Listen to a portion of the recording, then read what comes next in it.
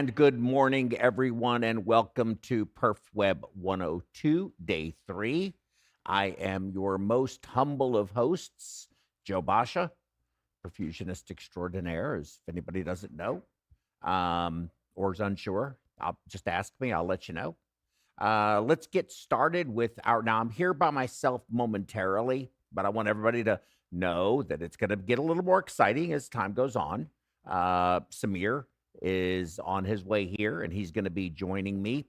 In addition to that, I sat around and tried to put together the lectures as they were previously slated to be. And, and I got into the Poiseuille's formula and started, looking at that again and thinking to myself, this would be a really interesting show for some physics students or mathematicians or something else. But I didn't think it would be a very good lecture for y'all. And I got kind of bored with it, so I decided I was going to shift gears and not do that. In addition to that, myocardial preservation, this is a pretty serious topic, pretty big in our industry.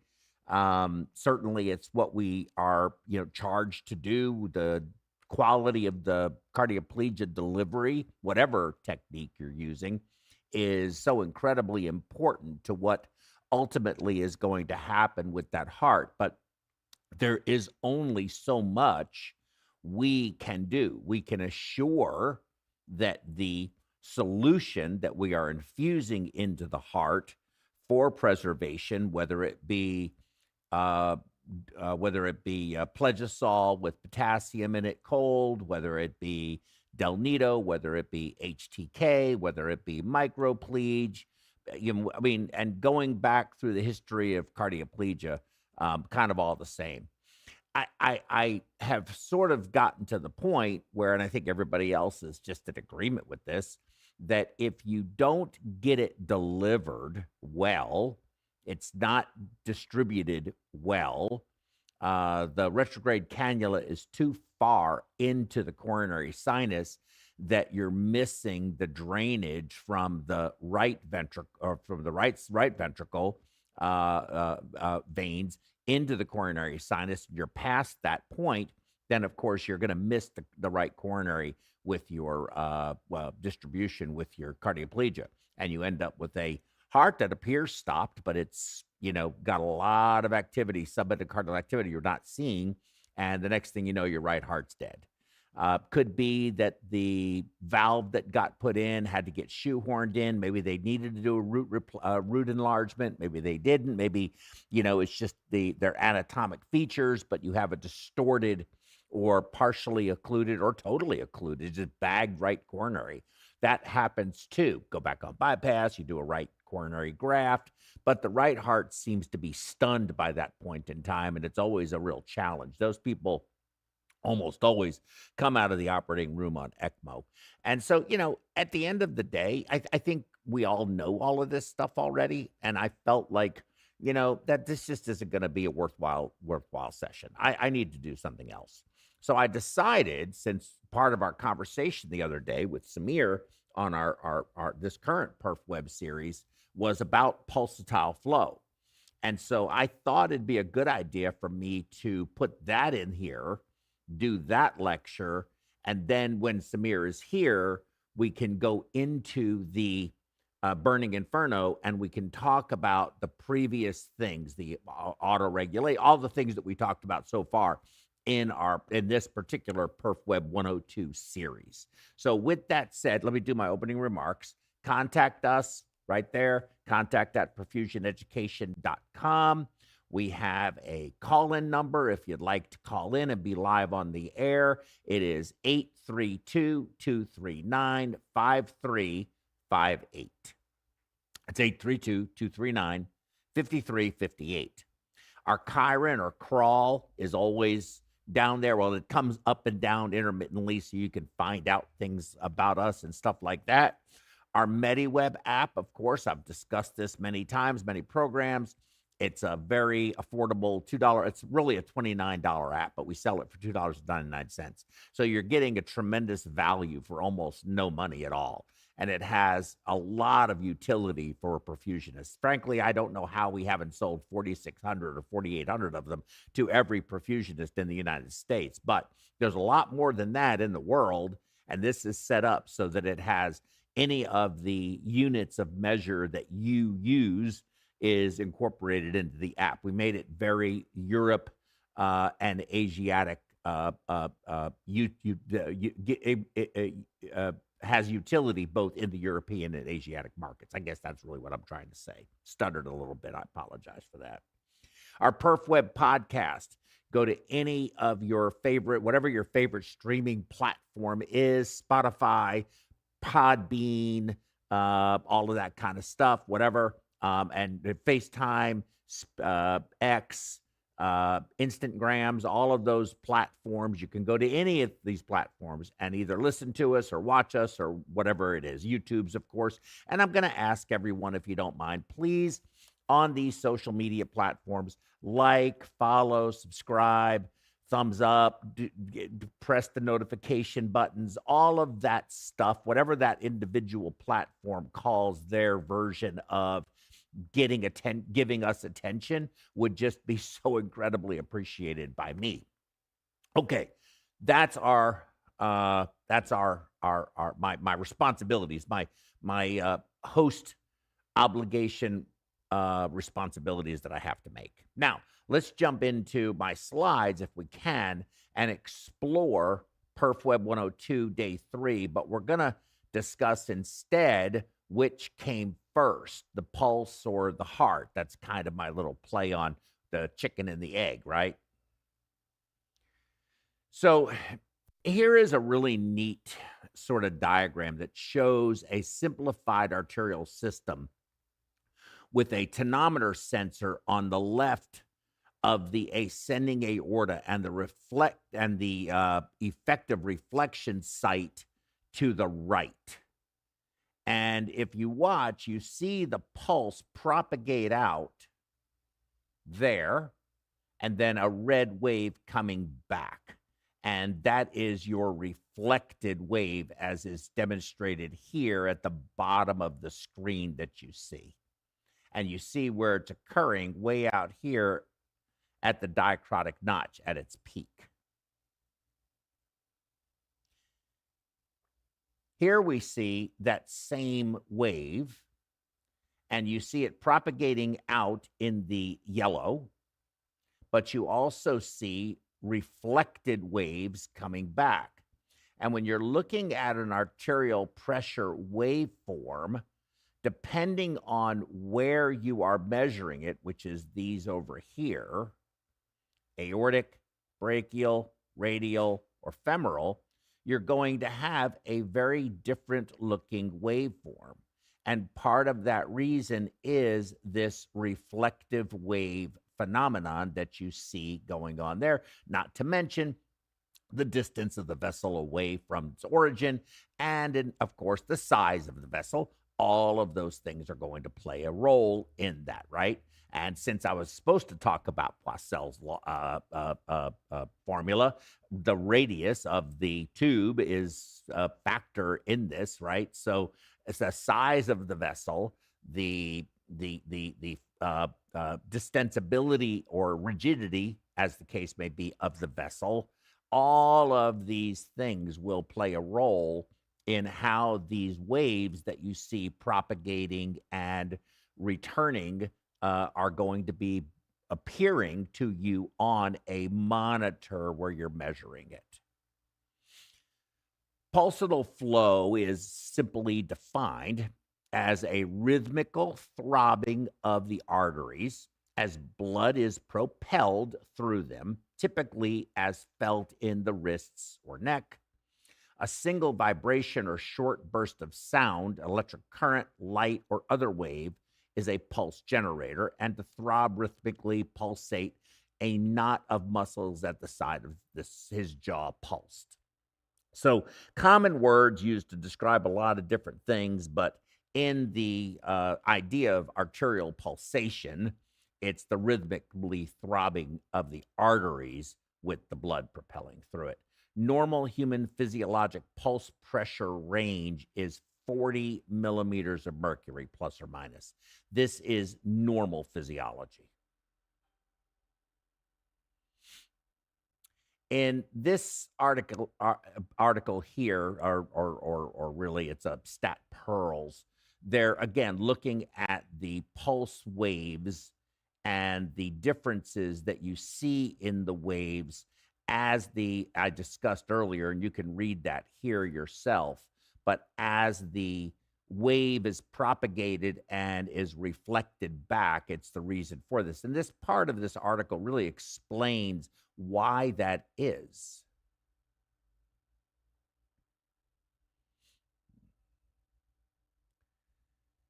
In this article, which was a reviewed, published paper over a 25-year period, there's been 1 million cardiac surgeries performed per year worldwide, most using CPB, affords a bloodless, quiescent surgical field.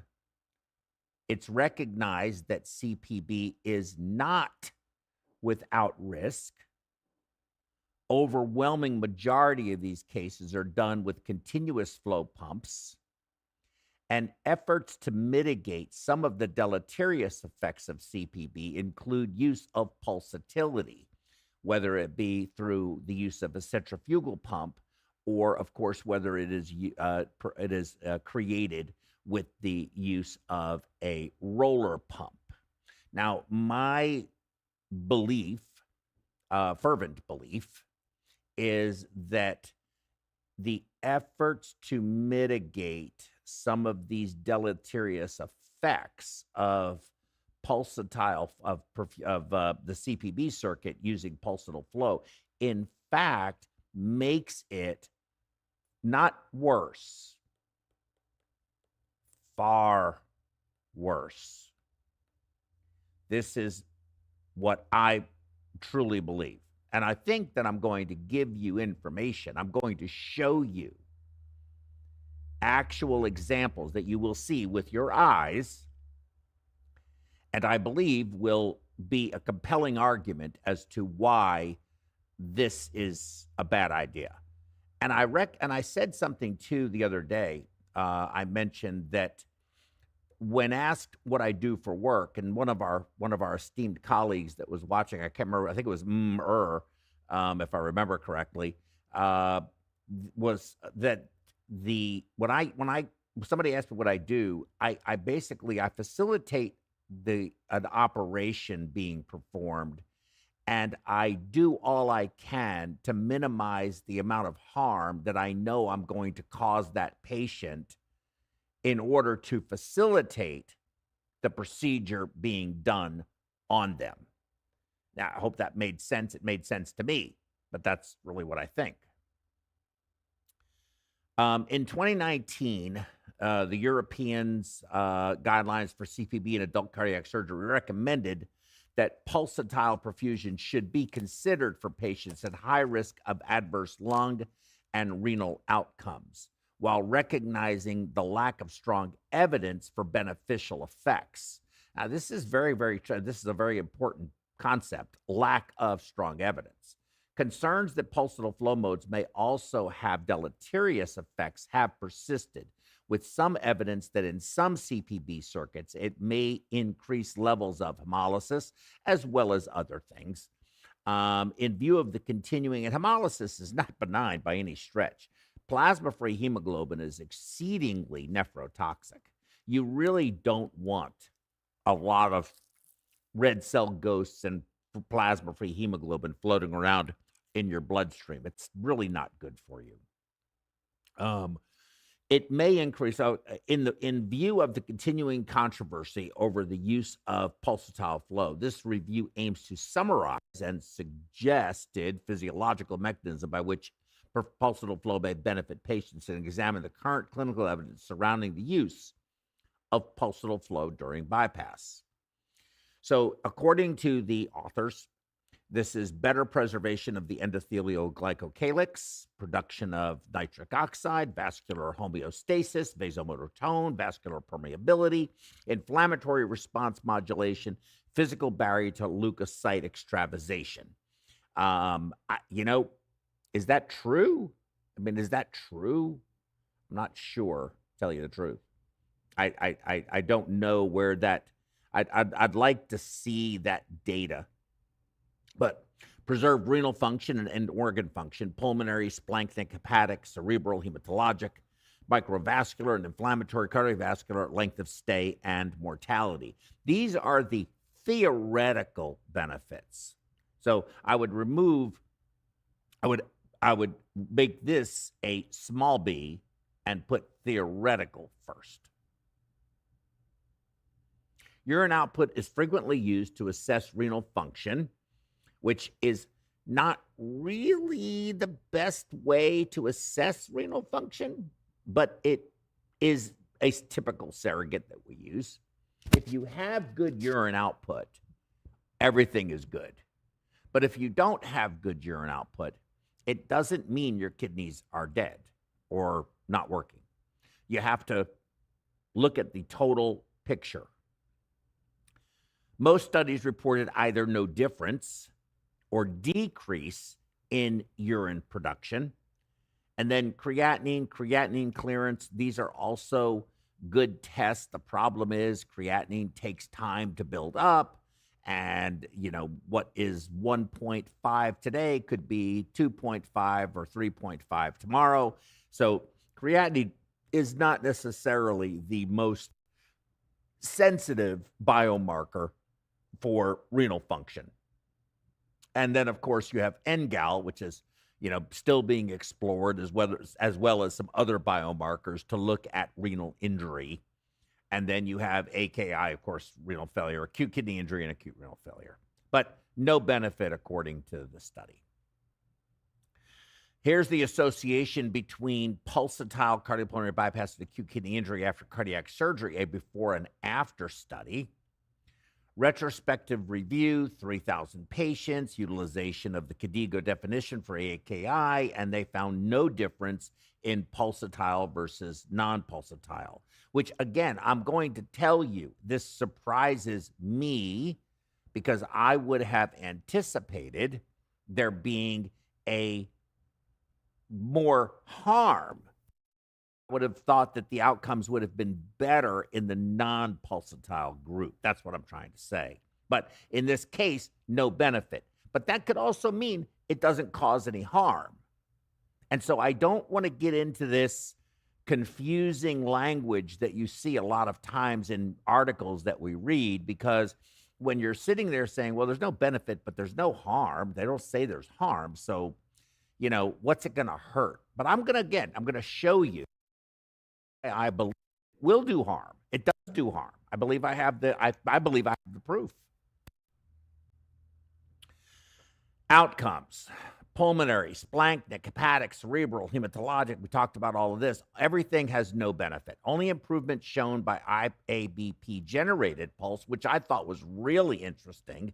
Mixed results with no conclusive improvement in outcomes. So the only time that pulsatility on bypass has shown a benefit in any of these listed things has been if that pulse was being generated by an intra-aortic balloon pump in the descending thoracic aorta, inflating and deflating at an internal rate of 80, because that's how you have to run it. And so, because you won't have a pulse if you've stopped the heart. Now, if you haven't stopped the heart, then you're obviously going to be, you're doing resting heart, beating hard on pump, beating hard, or maybe just a balloon pump doing a beating heart surgery.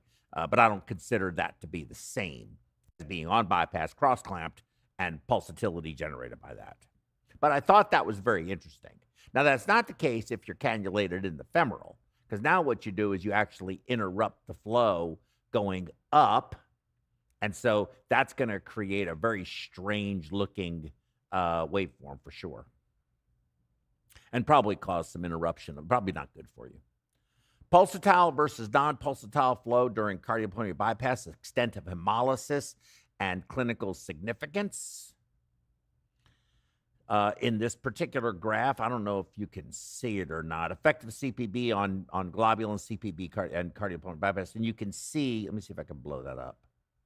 Yeah, you can see that the longer you're on bypass, the higher your levels are going to be.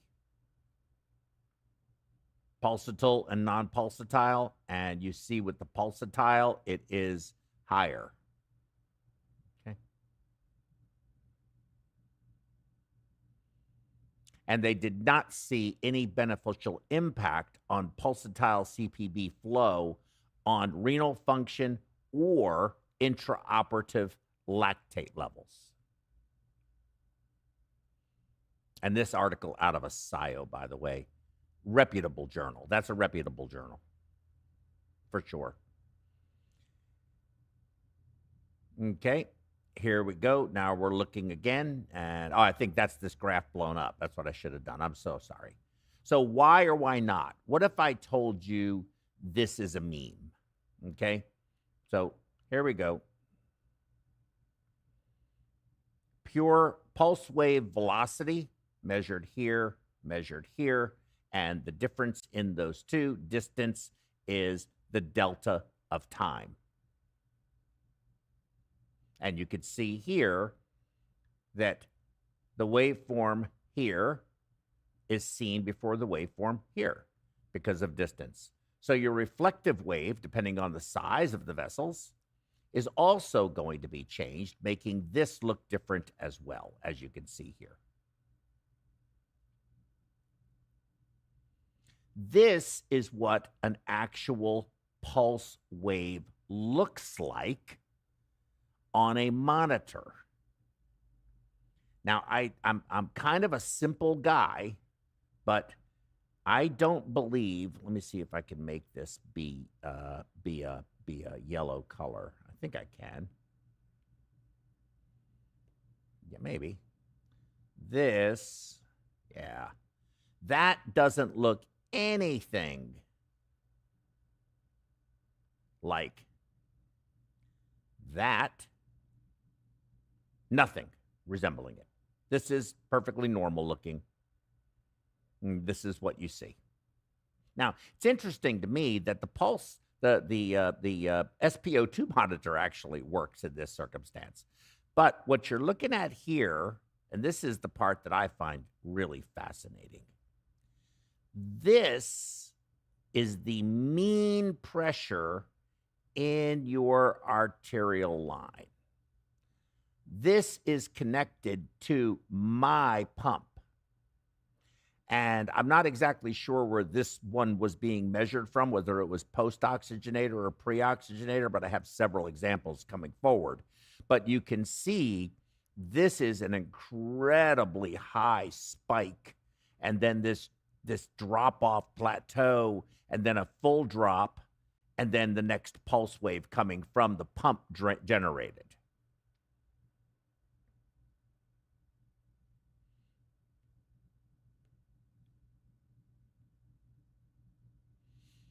Okay, this is a normal pulse waveform. This is what the patient has on their own.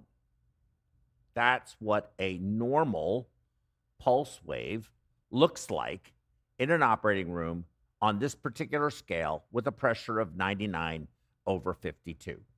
And here is my pressure in the arterial line being measured.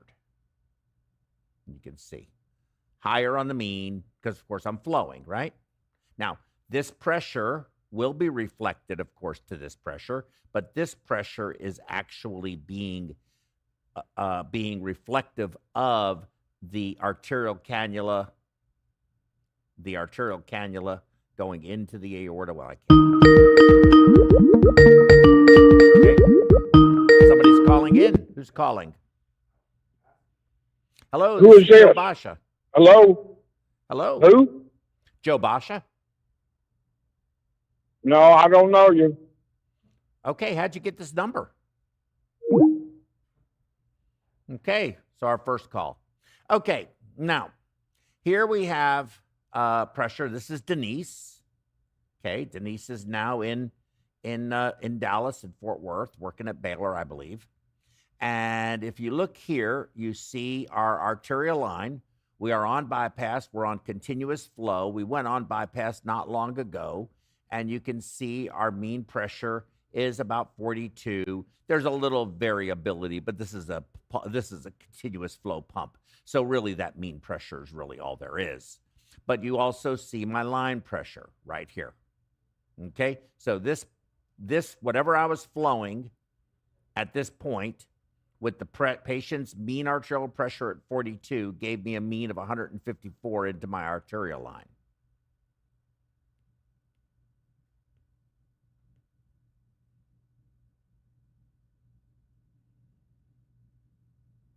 Now, I just turned the pulse on. The systolic pressure, or the peak pressure, because it's really not systolic, the peak pressure from my pump ramping up sent the peak pressure in that line to 343. When the pulse stopped and the plateau ended and it comes down like this, it's down to 11. And for anybody who is math challenged, that would be 332 millimeter of mercury pulse pressure. What was normal pulse pressure? 40. That's probably not something that I would consider to be resembling physiology. Now, recognizing it's in the line, but the blood is definitely seeing that pressure. And what frightens me even more is that there's a little 7 millimeter hole at the end of our arterial cannula in this patient's aorta that is jetting out blood at this pressure. And that's going to create a real hose effect. And I think that's something else that I don't particularly care for too very much. Okay. I'm flowing 5 liters. Pressure's 44. These pressures are now off of the scale. And I have this set at the highest scale you could find, or I could find. So I think that's pretty incredible that this is that high. Here's a video, and I'm going to show you 47 seconds of pulsing. No, I take that back, not pulsing. I lied. So you can see it's continuous. Look, let me pause it. Mean pressure 67. My arterial line pressure's 190 mean. That's what's going on in this video. Now let's see what's going to happen. And this is at that flow, 4.68. I'm going to push the pulse. I did it. It ramps up, ramps down, ramps up, ramps down. It wants to be at that flow, and it's got to figure it out. Now let's look up here. So let me pause it for a second. I'm going to bring this in, see it better. There's your pulse of the patient. Here is your pulse of the pump. Here's your numbers. 54 to 72 is, for those math challenged, is 18, right? That's correct. 18, okay, millimeters of mercury. And over here, you can see what it is. The mean is 202, 348 peak, 28. So this is still less than 50% of what is a normal pulse, a physiologic normal pulse pressure. So again, we're having to really use our imagination to consider this to be a pulse that is meaningful. Please forgive me. Thank you. So sorry. Okay, that's that. Now let me clear my marks. There we go. I did that already. And there it is. So this is all of this here is giving me this. Now, in this particular case, 91, 67 from 91, 77, 87, that's 24. So under the ideal circumstances, I got a 24 millimeter pulse pressure. But look, it's more like a sine wave. It's sort of goes up and down, up and down, up and down. You never see an actual upstroke, downstroke, valve closure diastole. You don't see that at all. All you see is this little wave going on here. Well, there's no surplus hemodynamic energy. There's no pulse waveform propagation. There's no reflective wave. So everything about a pulse, the physiology of a pulse, the physics of a pulse wave generated by a heart is far different than what is generated by the pump. Let's take a look at this. Good morning, Dr. Samir. So nice to see you. We'll take just a moment to say hello. How are you? Good to see you. So we had this scheduled originally, as you all well know, for 11 o'clock. 11 o'clock. But we missed yesterday, okay? I couldn't do it. I was exhausted. I couldn't do it. And then I was unhappy with, did you listen? Were you listening? Yeah. So you understand the reason why I changed this. I think that the Poiseuille's formula, I mean, it's just, I mean, it didn't make any sense. I was like, do they really care about this? Probably not. I mean, pressure equals flow times resistance. That's all we need to know. There's all of Poiseuille. That's all you need to know. There's certain little factors, but everybody knows that. Everybody knows it. And how does it apply? What does it mean to me? Right? Now, it matters because actually, if you think about it, what I'm talking about here with pulsatile versus non-pulsatile, Poiseuille's formula really plays a role in this, right? So it's a formula we need to know, but it's not a. Which is smarter, I think. Yeah, I think so too. Okay, so let's take a look at this. I'm going to turn these videos on. Okay, and there they are. And you can watch it pulsing in the oxygenator, pulsing in the tubing. What do you notice most about this video? What do you notice most? Especially this one. I want you to focus on the one on the right. What do you see when I show you? Now I'm pulsing. The pressure is 337 over 26 in that line. You can see the A line moving too. Well, no, just really look at it. Really look at it. Really look at it. Just really look at the tube. You're not going to see it. So you can keep looking, but I'm just going to tell you. Yeah. What you notice is if you've ever stood and looked at a heart or an aorta or a femoral artery or anything where the heart is actually still beating and you've exposed it, right? You see the You expansion, contraction of the vessel itself. Exactly. Right. Exactly. Like the So aorta, you'll see it. exactly. Right. So exactly. That is my point. Okay, line's jumping, but that doesn't mean anything. No. Is the pulse pressure generated by the CPB circuit physiologic, and what are the potential risks versus benefits? Well, let's talk about that. Here is a diagram of the heart. Okay. All familiar with it.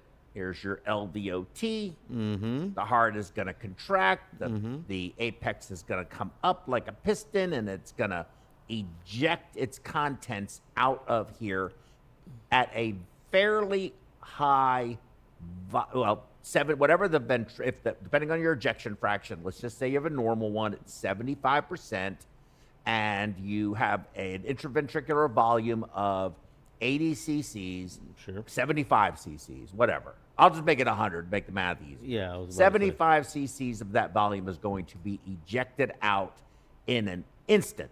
Right. Boom, At out. a very, very high velocity. Very high velocity. Right. And this vessel here, your aorta, right here, is going to expand, and you can actually sit there and watch it go woof, woof, Yeah. as it beats. You can see it. Yeah, you can. Very obvious. And now we're going to take something this big, this is to scale, and we're going to put it into something this big, and we're going to try to flow through this the same volume as what flows through this. Volume over time. Correct. Volume over time. Can't be done. No. Not to mention, let's go a little farther with my reasoning, my rationale. Here you see it coming through, but not only do we have to go through this hole, or that size hole, Sure. creations. There's fenestrations, and there's all kinds of dispersion tips. But this one doesn't have a dispersion tip. It's No, that one doesn't. That It's one's just- one outlet. It's Yeah. right there. Now we have to get all of the length of this thing, Filled.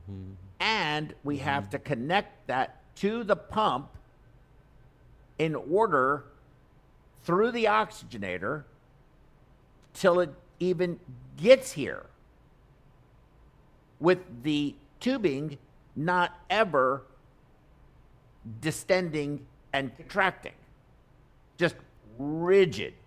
All of the stuff through that system is essentially rigid. And so how is that going to happen? In theory, and I say this with all due respect, let me see. Yeah, I've got some more to do here. In theory, you could transect the aorta here, sew a graft onto it, going to a pump mechanism here, and you take your pump flow that comes from the venous, oxygenate it, fill this pump, and that pump then ejects, boom, into the aorta. That Could do it. could do it. Right. You But would at that least is have like- to have a 50%, 60, maybe even as high as 70% Yeah. size. You can't have that much of a mismatch Right. But because this becomes a restricted outlet fire hose Right. for velocity and distance, right. and the other is more designed for our human physiology. That's more complicated surgery than the 3-vessel cab we're sitting down to do, though.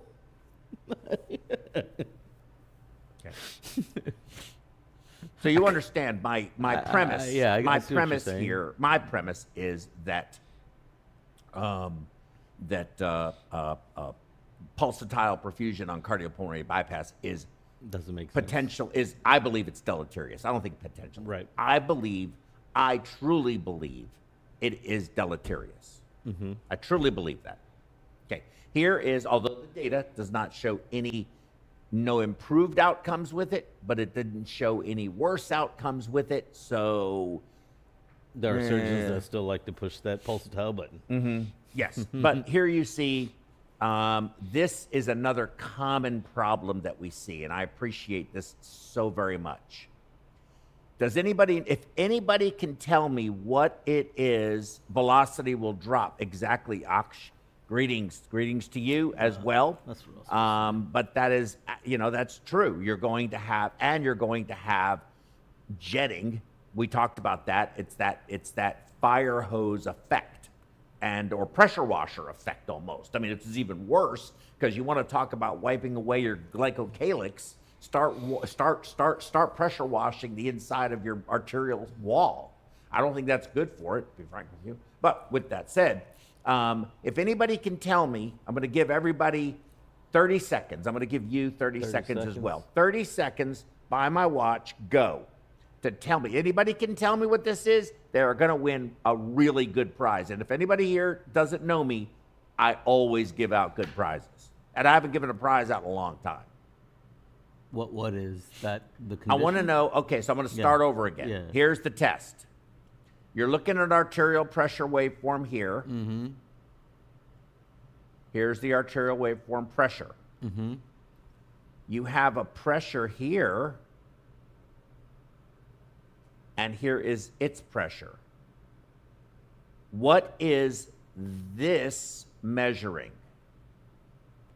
Question mark. What is that pressure, and why does it look like that? Anybody? I'm going to give you now, I'm going to give you another 30 seconds. I'm going to go all the way until my second hand reaches the 12, and it's currently on the top 4. is measuring the radial, and usually the bottom's measuring femoral or something like that. Or Okay, so you said radial?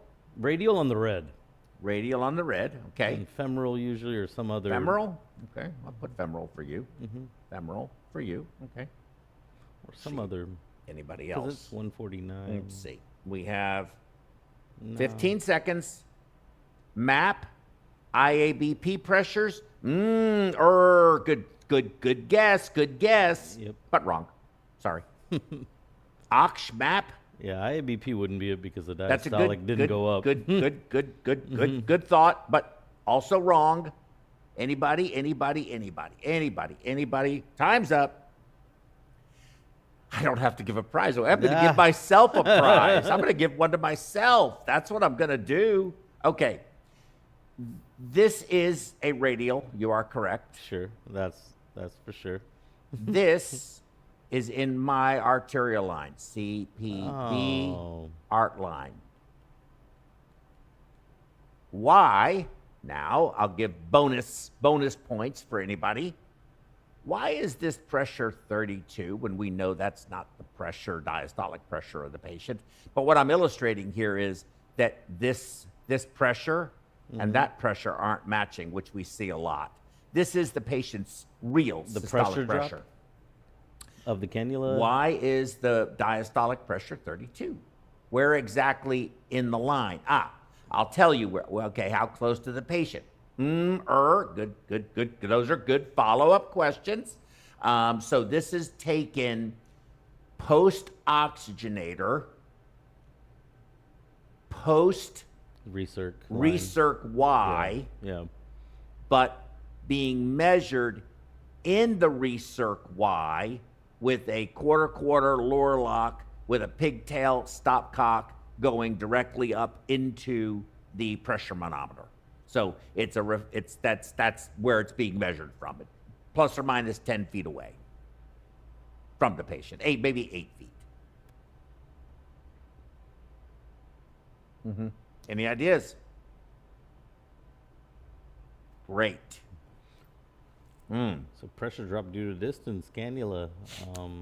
You are correct. Basically, this is the reason why you have the severe wave pressure spikes and drops in a rigid tube going a long distance.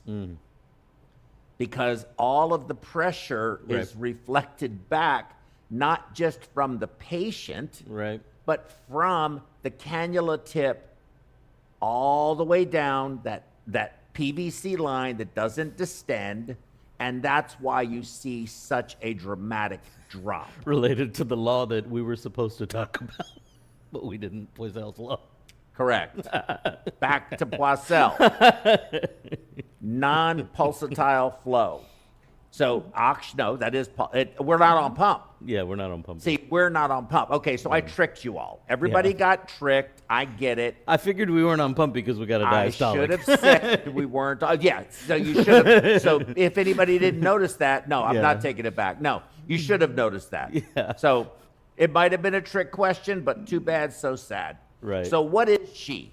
She is surplus hemodynamic energy.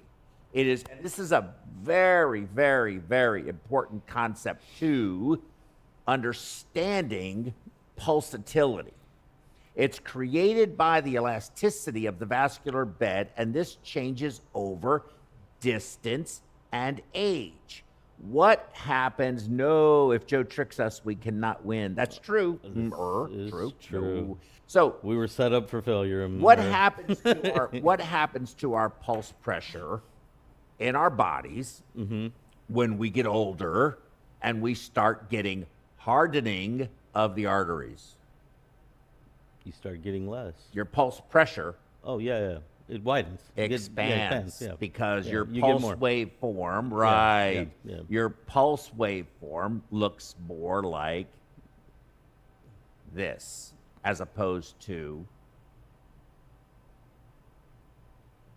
that.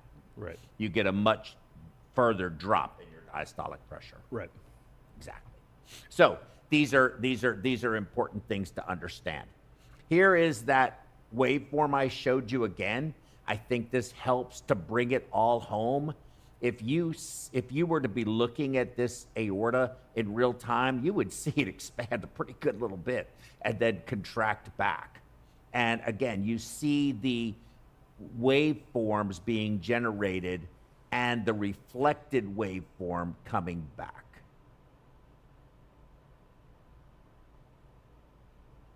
Here again, same thing, just redundant, going over it again. And then there becomes this issue. Dr. Bud Frazier and Dr. Cohn over at the Texas Heart Institute Journal, 2009. Here's Dr. Cooley, oh my God, Dr. Frazier, Dr. Cohn, and our calf. And our calf has a total artificial heart in it. This is this one here is heartware, but they have heartware and then whatever. But this is patients have lived 8+ years with pulseless adaptability. So why do we feel like, well, we need to pulse? Well, I can understand that because we don't create an environment that is there for a long period of time. Long enough for them to adapt. Right. So short term, everyone is going to experience some type of need to adapt to this new environment. However, there's patients living for 8+ years. They started off with a heart that wasn't pumping well. They got this total artificial heart, so their heart is no longer pumping at all, and they have all continuous flow. And so continuous flow over long periods of time seems to be quite safe. Short term, if it was unsafe, they would never get the chance to adapt. If the change was too dramatic, we would have to wait millions of years for evolution as opposed to just adaptation. So benefits, risks, again, I feel that our perfusion environment, pressure-wise, is very hostile. I think that the nature of man-made pieces and parts that can't duplicate what the body is able to do. We may have a conduit. We may have a way of delivering this blood in a sterile fashion through a conduit into the patient's body to facilitate its nutrient delivery. But at the end of the day, the hostility of those environments, the sheer, to me, seeing a pressure of over 400 in a pump, and then dropping all the way down to 30 or 40 is pretty. I find it frightening. I find it something that, you know, I just don't believe we should do it. I truly believe that pulsatile flow in today's environment. I just love Dr. Denton Arthur Cooley. Yeah, Denton A. Cooley. Me too. I loved him too. No, he was something else. You know what? Let's go back to him. This guy here. For those of you who didn't know this guy here is probably just one of the finest gentlemen ever walked the face of this earth. What an interesting character. Dr. Frazier, I love him to death. He is just crazy as could be. And man, I'll tell you what, he's smart. This dude is he's walking AI. He really is. Really? He knows more shit. He just knows more shit than anybody I've ever known. He knows, and he'll tell you something, then he'll go find the book that it's in, find it in the chapter and show it to you. I mean, the dude is like, he's just, I don't know, man. He's like, I think he was Google before Google, you know? And then of course, Dr. Cohn, for Google. He's a magician, musician, and entrepreneur. And he has done very, very well. He is probably one of the most prolific medical device developers I've ever known. He's quite a character. If you know Dr. Cohn? No. You didn't see him when you were? Oh yeah, he's over there too. He's a great guy. You got to meet all these people. They're really neat people. They're super nice people. Okay. There you go. There you go. So that's that lecture. I hope you guys didn't mind me doing this and kind of, cheating a little bit. But right now, we're going to spend some time talking about this, and then we're going to go into the Raging Inferno and discuss what we have been discussing for the past several days, right? With PerfWeb. So what's your thoughts? On pulsatile flow? Yeah, what's your thoughts on my lecture? I like the fact that you actually showed how it's possible. And I 100% agree with that.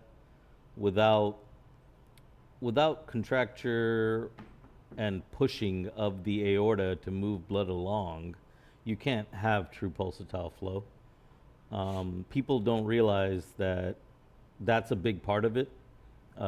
They just think that if you can create a wave that moves up and down, that, it's enough. And you're right, the fake pulsatile wave is nothing like. I saw that whenever I was driving, that you had showed the comparison of the two waves. And you're right. I mean, they don't look anything alike. You know? So you're missing crucial parts. Well, it's all you're doing is, in my view, is just sort of, you're just creating a diastolic and a systolic pressure. Kind of a little. It's not even systolic. It's not systolic, correct?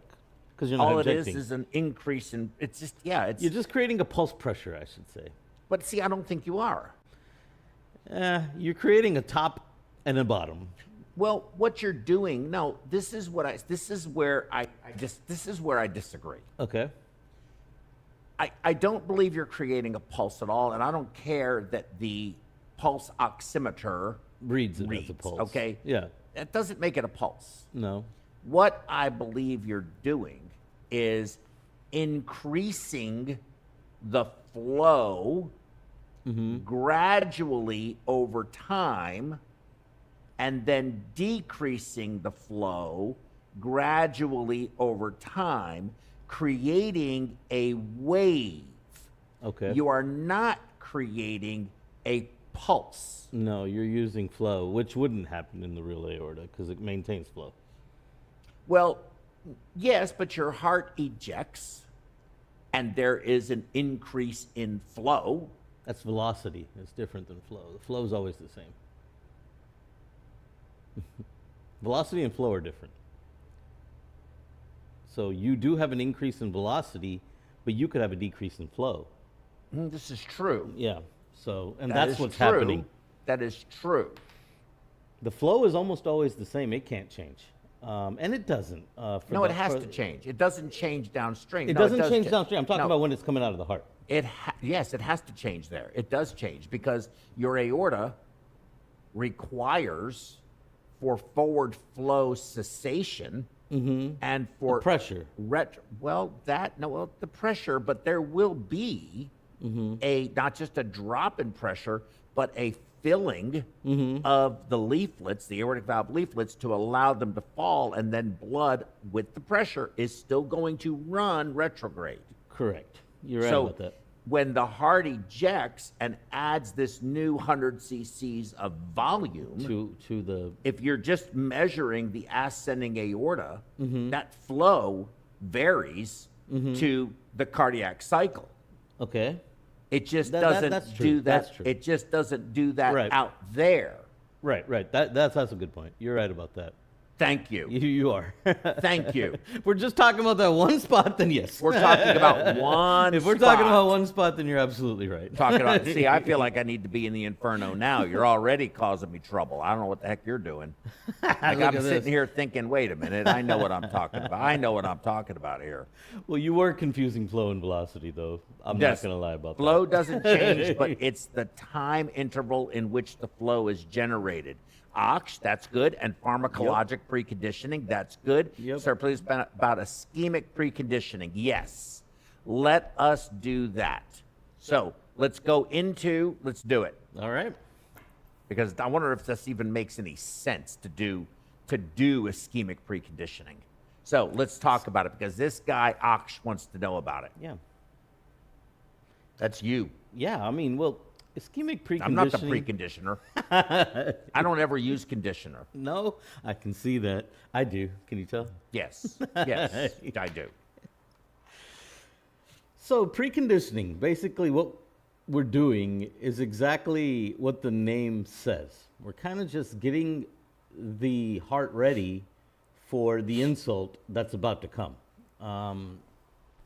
We know this insult's about to come. It's been proven. We know it. We've seen it. And what can we do to kind of mitigate what's about to come? You know, this is where a lot of those drugs that I was talking about come into play. A lot of our prime drugs that we put in when we go in on pump, a lot of them are geared towards this type of stuff. Lidocaine, things like that, mannitol. Joe doesn't like mannitol, but No. it is an amazing free radical scavenger. Okay, like I mean, there's not many that come close to it. I doubt Joe hates it for its free radical scavenging properties. I'm sure he has don't. other reasons to hate it, but Yeah, it is an amazing free radical scavenger. Okay. No, it has great utility. Yeah, It's absolutely. very good for closed head injuries. Yeah. Excellent. Oh, real good for that. You Good. know? Good for hemorrhagic strokes. Good for it's good for osmotic diureses. Good for that. I mean, it's a very powerful osmotic diuretic as its main use. That's kind of what it's known for. Everything else, we kind of just discovered it over time. What all the other stuff that it does. Along with Joe, we got somebody new, Ninja Saving. Yes, along with putting having crystals get deposited in the Everywhere. tubules. Yeah. Well, the and, tubules. and that's the thing. And a lot of people will use a filter when giving it, because of that. Yeah, but the crystals can form because you go on bypass, you go cold. So It'll Ninja- form inside. What I don't like is that the crystals. So I have a friend of mine, nephrologist, probably the smartest person I've ever known. And nephrologists are always the smartest doctors. They're just too smart actually for their own good. Okay. But his name is Dr. Quo. He's here in town. He's really incredible nephrologist. And he's you give mannitol and you make the patient cold enough, you're going to get crystals forming in your tubules and can be obstructive. Right. And that's not good. No, they can definitely be obstructive. Right, you so- can see them with your naked Yes. eye. So these are So imagine the microcrystals you can't see. right. So that's the reason I don't like it. Now, if I'm Yeah. warm, I'll be okay. I can give it, but I don't like to give it with hypothermic cardiopulmonary bypass. And if I don't need it, I don't need it. I mean, unless I have a reason to really believe that I'm looking at a situation where there's going to be oxygen-free radical development, or we've had, a significant period of ischemia or something like that, I just don't like it. Right. So that makes sense. I can agree with the crystal thing. It does, even at room temperature, sometimes it can it can Yes. start to crystallize. Yes. You know? Yes. Given we run a little bit warmer than room temperature as a general sense, but yeah, and those crystals can wreak havoc. They're crystals. I mean, crystals tear apart tissue. I know. I had to, gout. we don't I have just, to tell Joe. I was about to say just Joe had has the gout. Joe has the gout. I had the gouge in my knee. He's been dealing with that for a few weeks now, complaining about it all the time. So what does the term post-conditioning come from if it is meant for preparing the heart for the ischemic insult? Well, it's more preconditioning than post-conditioning. Post, we do too. It's not that we don't do it.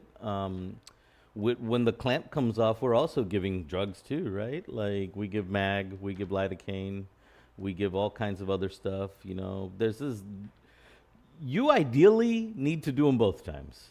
You don't need to do it just at the beginning, but you have to do it at the end too. Reperfusion injury, we are creating those free radicals from the moment we go on pump. Okay, so you have to understand that from the moment that we go on, because there's so many different ways that we do it. You know, hyperoxia, which Joe doesn't seem to have a problem with, which I highly disagree with, but that's me. And again, you know, I mean, and I have no issue with that. I have no issue with you disagreeing. I have none at all. But you know, again, this is where we get into these issues, these discussions, Right. And you know, I say, you know, let's just again pull my records, pull your records, and let's go see where all the. So see, that's wherein lies the problem. Is I don't have enough records Not to you. compare. No, Well, I'm not just saying. you. I'm talking So anybody. I don't Whenever care who it I is. make a recommendation or something like that, unless it's about pure medicine and more specifically about stroke, because that's what I did, you know, then I'm talking about what I would read or a study I would read or some stuff like Sure, that, right? sure. And my That's how we learn. Right, that's how we learn. The correct. problem is that not all published data is good data. This That's is true. why the STS this on is their true. recommendations has 1A, 1B, Right. 1C, Right. 2A, The 2B, level- the 2C. Right. Right. So you can't just take all data as law. Right. Yeah, I get that. This one is pretty high up there, the hyperoxia thing. I Okay. can even tell you what it does, Joe, Okay. and how it creates it. Okay. Okay. So you're saying to me that you think I should be using mannitol more frequently? No, I think you should come down on your FiO2. Really? Yeah, you don't need to be at 100% the whole case. First off, DO2. How much does it matter? You know, PaO2. I don't know. We'll see. It's 0.003. Well, I mean, you know, times the PaO2. That's No, go ahead, first you off. keep You know, doing- having a 500 PaO2 is negligible. You don't need to have let me just see. Let me keep going. Keep talking. Yeah, sure. Because How you're about going to saturate to 100% even if you're at 250 or 200. Nowadays they're saying 200. So you, as long as you're saturated, I mean, to you're 100%, saturated at 100. and That's what I mean. PO2 of So 100 that's is what I'm saying. So you saturated. don't need to be at a 500 PaO2. Well, let's What see. you're going to do is slam your mitochondria with all that oxygen. They're going to start leaking out electrons in their complex 1 and 3. But how come all of my people aren't dying? See, and that's what I'm talking about. See, my stuff comes from like, you're right, and his patients don't die. Okay, I've been there, I've seen it. These guys do just fine with PaO2s of 500. I've seen it. You know, I've been in with Joe in the OR, but it doesn't change the fact that there is unrefutable evidence contrary to the fact. Irrefutable evidence contrary to the fact. And again, this is not one of those studies that we're talking about the ETC, the electron transport chain. You know, we're talking about the mitochondria. We've known about this stuff forever. This is not new information. You know, we know that if you have excess oxygen, you're going to cause, you know, the complex 1 and 3 to let out more mitochondria. I mean, out of the mitochondria, they're going to let out more electrons. These electrons are going to go around. They're going to cause disruptions in already stable stuff like oxygen, for example. They'll turn it to superoxide. They'll create hydrogen peroxide. They'll create hydroxyl radicals off of water, you know, by pulling out an electron. This is just known. We know that this happens. You know. I know this much, Joe. Is you're right. At 100, you've never caused problems. At 80, I've never not been at 100% saturation. And I usually can turn it down past 80, but I like to go on at 80, you know. And then if I come back with like a 400, I might go back to 70, 65 on my FiO2. And then, of course, when I'm rewarming, and I get this, the Joe's way, you don't have to mess with the FiO2 the whole case. You know, especially if you're going cold, let's say if you're going to 28 or 32, then you're going to need to cut back on your FiO2. And I would, you know, to about 20, about maybe, I would get it to about 250, 300, maybe at a 65 or a 60, especially if I'm at 28, I would be cold. So I can be at a very low FiO2 and still get my 250 on my PO2, right? Okay, so let me ask you a question. Sure. Dear you pulled the app out. Show them the app. Dear, don't show it yet. Don't show it yet. Don't show it yet, please. Dear doctor. Okay. Okay. All right, go with the slides. Okay, this patient has a hemoglobin of 8. Okay. Oh, okay. That's SAO very low. Go ahead. Look, man, I had to make the numbers work. Okay. SaO2 he up. says skewed the numbers. Saturation is 100%. Okay, like always. The PaO2 on this patient's 100. Okay. We're just going to have continuous PaO2 monitoring. I'm going to keep it at 100 just for your oxygen radicals. Okay. Flow is 4.33. Mm-hmm. That's the most flow I can get. I can't get any more. Okay. Cardiac out, and the BSA is 1.87. Okay. So I'm going to now give my patient a PaO2 of 400. Okay. Change nothing else. Mm-hmm. What did I say that number was? 259.1? Yep. Oh, wait, I put the saturation. No, yeah, you change. Oh, man. Joe. Sorry. That'll mess with it. That one is not multiplied that's not how the app by was. 0.003. Look, 280. I'm at my threshold. I'm at my minimum threshold just by adding a little more oxygen. So, do I want to have this potential risk of oxygen radical development because I have to be, in order for that to happen, the tissue bed has to have been in an anaerobic environment. Okay. Right? Sure. Has to be ischemic. Okay, but I'm saying this. Well, do you have to be, do time you out. have to increase? Time out. No, you don't have to. You but could hemoconcentrate. You could do some. You No, love you have- hemoconcentrating. you It's have like your best you friend. have you have no volume. Okay. This is the most you can flow. Okay. Well, now, Joe, you're throwing out so many So, hypotheticals. Which is better? But that's fair. Yeah, that is fair. I mean, Yeah, if you want to argue, okay. Now, I'm not saying So that do there's you not wanna times go- where you don't want to go up so on your should FiO2. I go through the entire case, hypoperfusing? Absolutely not. With a known No. threshold beneath the known threshold for acute kidney No, injury. you'll get sued, in Joe. order to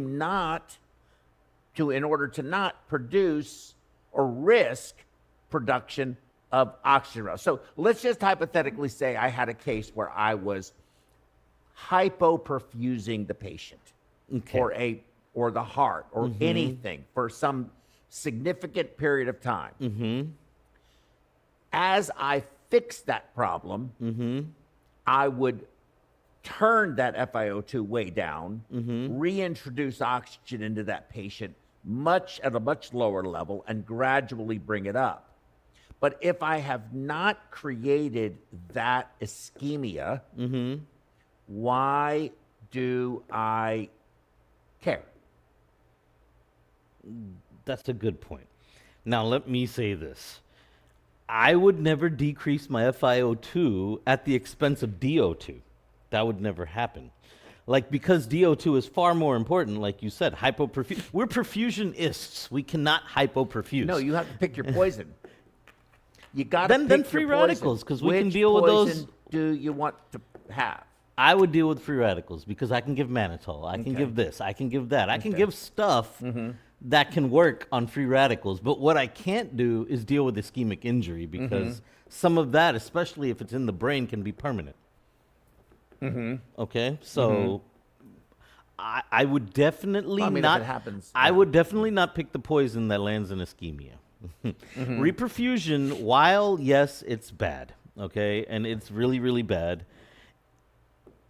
Most organs can recover from reperfusion injury, and we know that because these patients come back and they end up being okay. A lot of them, they're just bad for a few days, you know, until we can wash out those reperfusion metabolites, whatever the case may be, you know, all the free radicals and all that, which we can deal with. I like to assess my patients as I'm going through the case. Let me just say, I'm looking at every number that comes on a blood gas, and I make changes according to it, even my FiO2. That's just how I roll. Now, if I get back a blood gas that has a low hemoglobin like 8, yes, maybe I'm not going to go down on my FiO2, because even though the 0.003 that you would multiply against that, it's still a number that can help me. It'll get me, you know, more positive if I'm higher. But if my hemoglobin is not 8, let's say it's 10 or a little less, or let's say I have a hemoconcentrator hooked up and I am actively hemoconcentrating and I expect that that number is going to come up. Joe, I'm just saying there's other ways. There's a lot of moving parts, you know. Okay, well, you've exhausted me. So, have we answered right, that's Akash's answer on preconditioning? Have you discussed preconditioning? Yeah, okay, so preconditioning, like I said, it's just a question about what can we do at the beginning and during the pump run. Preconditioning can apply all the way up until the clamp comes off, okay? It's not just before you're on pump. It's not just in our prime. That was where I was going But with. what is I think they're talking about preconditioning for ischemia. So how you restrict the problem I with, think that's with what he's talking preconditioning about. to ischemia is like the ischemia has already happened. You can't precondition against what's already happened. So what do you? They wouldn't even be in our operating room if there wasn't ischemic damage. If we're talking about an ischemic damaged patient, not like No, a valve we're just guy. talking about. No, he's talking. I think taking someone and preconditioning them for the ischemia, like you would do like they used to do with coronaries. Oh yeah. Where they would occlude the vessel for a period of time and then release it, and then occlude it again for a period of time and then release it, and then occlude it completely and do whatever they're going to do, and then reestablish blood flow so that that's what they were calling ischemic preconditioning Back in the day, yeah. back in the day. Well, that's not what I meant when I talked about ischemic preconditioning. I think that's what he's Maybe referring. that's I could what be he's wrong, but I referring. think Okay. that's what he's referring to. But with that said, your preconditioning is more preventative. Preventative preconditioning with regards to reperfusion injury. That was the preconditioning that I was talking about. Okay, so you're preparing the heart, preparing the tissue for the reestablishment of blood flow for the insult that's about to come. Got it. That's kind of what we go at. Okay, now I understand with the addition of different drugs, with the addition of maintaining all the stuff that can create free radicals, trying to mitigate it from the beginning. Gotcha. Not the fact that we know it's going to happen. You can't stop it, right? Right. So what you can do is have a playbook ready to try to mitigate as much of it as you can. Sure. So that this guy's kidneys don't go into AKI or not AKI. That's going to happen. ARF. Okay. Just all renal yeah, failure. just renal failures. Trying to prevent things like that. Sure. You know, trying to decrease his ICU stay is kind of where I'm getting at with preconditioning. Not so much. Again, there's going to be injury, like Joe said. What do we do? We're going to hurt them, right? Yep. Another question here, and this was good. Extending what you were saying about radicals, some of our colleagues pushed down PaO2 and SaO2, which, again, that's common. I agree. Yes, that is common. Getting 92% SaO2 and 13 kPa SaO2. Mm-hmm. So yeah, I mean you can and then saying, look, patient is okay because SaO2 is more than 65%. Exactly. And I think all of that is also true. It's very true. It is tolerable. I agree with you. SaO2 mostly, as long as your DO2 is where you want it to be. If you send the oxygen, Then that it's doesn't- gonna take it. right. But the lower that tension, the higher your extraction is going to be. You know, depending on your flow, of course, and your metabolic need at the time. So yeah, I think that under certain circumstances, you can get away with that for a very, very, very long time. Right. But you know, I don't know. Again, Again, you're if right, you're sitting DO2. there, you know, with Joe's app if you're in flowing your phone, if you're flowing 10 liters, well, let's see what it does. that's How what I'm about saying. So do- if you why got don't this we do app in this? your phone and you're Look. on pump, you can literally calculate Look. it out and see where Put- you can go down, what you can go down on. Put the app back up. If you're flowing I'm 10 gonna liters, make you. then I'm good gonna Lord. make you. I'm gonna make you happy. Oh. 9.5. I like that. hemoglobin, okay. I mean, it's And I'm rare, gonna but come I over like here, that. and you I'm know? gonna go to Akash, and I'm gonna say 65%. Okay. Okay. Yeah. That's gonna be a PaO2 of somewhere around 50ish. Yeah, probably. Probably Prob 50ish. Is that right? 50-ish. Yeah, that sounds about right. Okay, I think so. Yeah. Cardiac output, I'm gonna give you 5 liters. BSA hasn't changed. Yeah. 228. So I'm going to go to 75%. You're going to have to go higher 75%. on PaO2. I mean SaO2 All right, because let's we're go to- still are let's- anemic. I'm going to go to 80%. That 65 80% is what gonna you need if be- you're not anemic. That's going to be a PaO. 80% is going to be a PaO2 of what? 90? Which, 88? 75 you said? 80. 80? 80 Yeah, SaO2. about 90. About 90. About 90. Yeah. Yeah, about 90. Yeah. Keep it the same. 283. So you're within the margin. You're within the margin, but at 80. barely at the border. Barely, though. right. So you need 80%. You know, in this particular Yeah, case, this the is problem because is you. How do you, unless you have continuous PO2 monitoring? I guess you could have continuous saturation monitoring, same thing. But I don't know. To me, it's too risky to It's have too a risky. hypoxic. Yeah. I don't want to have hypoxic blood going to the brain. So- I want that blood looking red. Me personally, I like my saturation at 100. I don't like to play around with that. Marie. That's just the way I roll. I wouldn't. I get that you can. Again, you can play with any of these numbers as long as you're above where you need to be in DO2. It's DO2 that matters. The saturation doesn't matter as long as you're at 280. You know, like it doesn't make a difference what it is, as long as you're at 280. Right. This is a very good question. What's up? This one? Oh yeah. From Aksh. For example, if some cyanotic or adult tetralogy of flow cases, TOFs, they are prone to low. Of course, they are. They are. That would be Correct, if 'cause they're they're cyanotic. a cyanotic tet. Right, right. So if you put them on, 100% FiO2 induced free radical formation, no, I don't believe so. No. I do not believe so. I don't believe so. The tissue is hypoxic. It's not. You have hypoxemia and probably hypoxia, Correct. both tissue hypoxia, but it's I agree with you. hypoxic. I don't know. You'd have to look at the lactate levels and all that kind of thing. But those patients generally adapt to some degree. And when I was in training, I did a lot of cyanotic tets, and I was using at the time bubble oxygenator, and we couldn't control the FiO2 at all. No, and those came out high. and- Sec 700 from what I hear. pretty high. Yeah, And those kids did fine. They all did fine. I don't think it would create a problem, Aksh. Not because of their cyanotic condition. Because the mitochondria are still the mitochondria. They're not going to, right. they're still going to do what they do. They don't change what they do. Right. You would have to be in a complete. That's just not. You'd have to be again. You have to be anaerobic. Yeah. You have to be the Exactly. tissue bed that we are talking about, Right. whether it be systemic, global, or just a leg that you then reperfuse, or a heart, or brain, or whatever, whatever that is. That is what's going to suffer. Is the area, and it will of course extend it. So that's why you never reperfuse, you never revascularize an acute AI. Right. Or an acute MI. I'm sorry. Sorry, I was Because like- if you take Yeah, it's fine.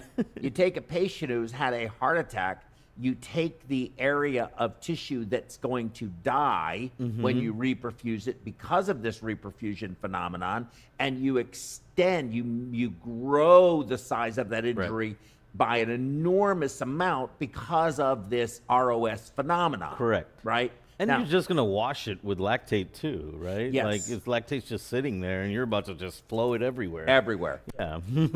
Now, right. Well, then, of course, you could get shocked. That's Correct, why, of course, correct. reperfuse. But that's Because it's more than just the free radicals. You have to understand there's other players involved, a lot. that are no bueno too, they're not good either. Yes, yes. So- At worst, the byproduct of anaerobic metabolism, which is really, Exactly. really nasty. Yep. And we don't like it. No. No, we don't. The body Lactate, doesn't yeah. like it. I mean, it burns. Like you guys have worked out, right, in a gym. You felt that muscle burn. That's lactate. Yeah. Like. Well, that's what happens. That's why when you Yeah. have peripheral vascular disease, So imagine that in your heart. when your grandfather says, "Man, when I walk, my legs just hurt." Yeah. Take him in and get his aorta and femoral arteries Exactly. checked, because he probably has that's claudication, right? Right. It happens because you can't walk, your muscles get exhausted Exactly. because it doesn't have enough oxygen, Yeah. right? That's what we're used to. So So yeah, that lactate in the heart, by the way, angina. In case y'all don't know. thank you, Aksh. That's- I would believe me too. I believe myself. I don't believe Joe. Marie Amini, if you like to change your FiO2, what is your target? What's I your guess high she's- low? I guess she's talking to me since So, you don't change your Marie, FiO2. I set mine at 100. Yeah. And I leave it there for the entirety of my case. I never touch Yeah. it.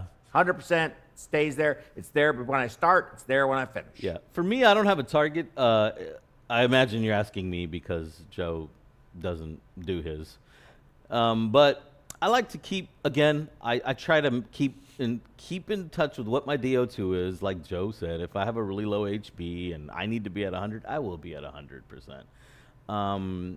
Just to get that extra few DO2 numbers, like the 15, 20 that I can gain from it or whatever I can gain from it. But if I'm not challenged hemoglobin-wise, I'm floating somewhere near 9, 10-ish, where we like to be, then I will keep it at a saturation. As long as my saturation's 100, I really don't care what that number is. And also keep in mind the temp matters too. If you're colder, you have a way bigger window of how low you can go. Again, for me, saturation 100. I know Aksh said you can go down. You can, again, as long as you play around with your equation. I personally don't do that. I don't like Joe said, I don't like to take that chance. Because things can happen while you're on pump or when you're between those blood gases, We take our blood gases here in America. I'm not sure how you do it in India, but for Aksh I'm talking about. But we do it every 30 minutes.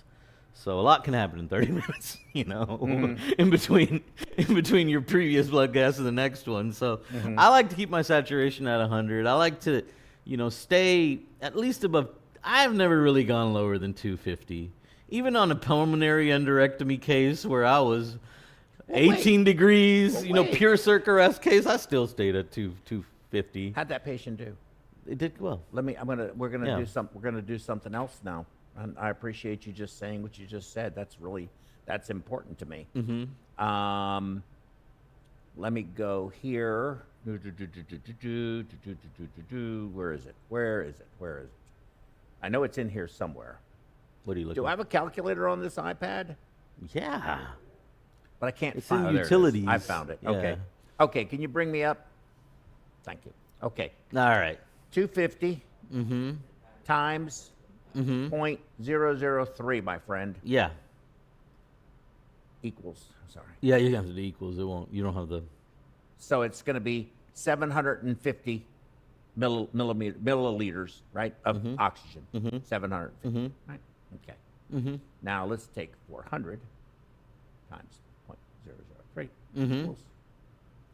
So there's a minus 750. Or 750. 7. Yeah, it was No, 750. you can't do that. You got to do 0.75 Oh, because you did 1.2. yeah, thank you. Yep. 0.7. Thank you. Absolutely. So 450 mils difference. 450 milliliter difference. That's a pretty good amount. That is a good amount. It's a good amount. It is. But on a pulmonary endarterectomy, Is that right? 450 or 45? I think we're making a mistake. It's 45. It's 45, right? Yeah. No. Because hemoglobin No, is no, no. It's 1.3. 450. Three No. decimal points over. No, hold on a minute. Hold on a minute. I think we cannot mess this up. You're talking in liters. Hemoglobin It's of in milliliters. 8 times 1. Oh no, it's deciliters. Ha, you're right. Equals- It's 2 over, Joe. Right. Yeah, it's 2 over. 45 cc's. Yeah. Right. So you're telling me that a 45 cc difference is going to make that much of a difference? No, it won't. No. No, and I know it No. won't. I just keep it there. That's No. just where my magical number. Okay. She asked me my top and low. That's my top and my low. That's personal. Everybody, guys, perfusion is personal. Remember that. I'm gonna practice different than Joe does. You know, Joe will never convince me that 100% is okay. It will never It's happen. tough to convince some surgeons and mentors in some regions of the world. Well, that's true. Yeah. I love your GDP video and believe in that figures much, but it remains tough Where to is ask them to go to a PaO2 of 400 to 500. I mean, yeah, I mean that's okay. You know, again, I would say that video that I showed you earlier in the operating room, if you looked at that arterial line, that PO2 was 500. Yeah. Or Oh yeah, 400. Joe. All his cases are 500. Yep. Yeah, minimum. I use the Yeah. Marlboro cigarette box Yeah, as the venous line test. as the arterial line test. Arterial, I thought it's- Because in the bubble oxygenator Oh, yeah. days, we wanted to see we wanted it to match the color. Oh, okay. Oh, the Marlboro Reds, right? Yeah, Marlboro Reds. yeah, yes, okay. exactly, Marlboro Reds. Yeah, Okay. Who told me about? Juan told me about that. Juan, Yeah. one of our another old school pumpers like Joe. That's near right. retirement, you know, That's about right. to retire soon. But yeah, Can we? Would it be okay? Can we take a 5-minute break? Would everybody mind? I know we have a lot of people watching, and I hope y'all don't mind, but I need just a 5-minute break if that's okay. Yeah, just 5. Thank you. We'll be right back. 5 minutes. Commercial break. Commercial break. commercial break.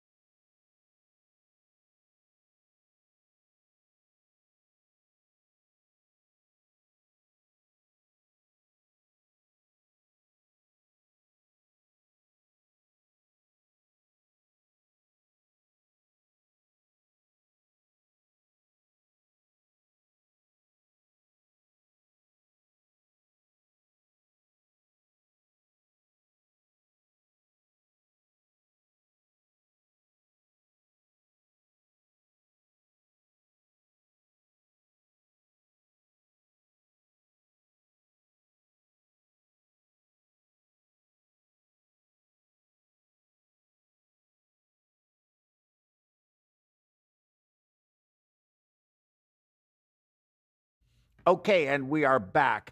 SK asked a really good question, and I answered it a little bit on the YouTube thing. That's the one that I monitor up here. Magic has the other platforms. I just get the one. But has anyone heard of retinal damage in peds on 100% FiO2? And yeah, I have heard something like that. I'm just curious whether it's the high inspired oxygen, which is bad for everybody, really. Oh, yeah. But I'm not sure on kids if having high No, it's not just a myth. It is a thing. PO2 It is on your pump. It is the thing on the pump. Yes, it is a thing, and it's in Having a the blood- gravelly. Having an FiO2, Of very a high hi- a FiO2, very high or a high FiO2 PO2 can create retinal damage on pump. on pump. Correct. On pump. So for with children. kids, it's very important though. But it's in gravelly. So Let's see if I can- I'm gonna call my friend Sean Walker. See if I can get him to call Yeah. in. If I can, then I'm going to go from there. So in the meantime, we're gonna go back into the inferno. back into And the inferno. we're going to discuss some things that are just super controversial Trying to get me in and trouble. problematic. Okay, but we need to do it. This is going to have to happen anyway, and it's going to happen again in future programs, so I may as well just start it now. See if I can get Sean to answer. He isn't answering that number. Maybe he'll answer this number. Oh, that looks like the same number. So he's not answering my call. I wish I knew somebody who could answer that. Hold on just A one Pete's second. question. Yeah, I know somebody who can. I Dude, I'm sadly- going to get the answer. Let me see. Can you talk a little bit? I think we're back, but I'm just sitting Are we here back? on my phone. Yeah. So yeah, Joe's wanting to pick up some more of our controversy from I believe 100 is when we were talking about different guidelines and Yeah. stuff. No, I that- think this is that really you didn't important. like, and he's basically gonna want to get back into some other stuff that either he doesn't agree with or We're just going to review them. We're gonna review them. I'm And- only and- going to and- review them. Yeah, I and- am not. God dog it. Nobody answers the damn phone. An objective MCQ. We'll think about it had later. This answer has something to do with the optic chiasm. Yeah, Optic. I could imagine that it would have something to do with the optic chiasm. Objective MCQ has the answer. The optic chiasm is a huge bundle of nerves, Optic. so it could possibly be very sensitive to high FiO2s. Yeah, I don't know. I mean, it's for those that don't know what Aksh is talking about. The optic chiasm is the part where your optic nerves will cross over and go to the opposite eyes. It's right there. It comes off the brain, and so anytime you have a bundle of nerves connecting, you're gonna have sensitivities. And I believe, with optic chiasm damage, you can create hemianopias. Basically, you get parts of your eye fields that you cannot see in, and retinal damage too. Retina is also very sensitive.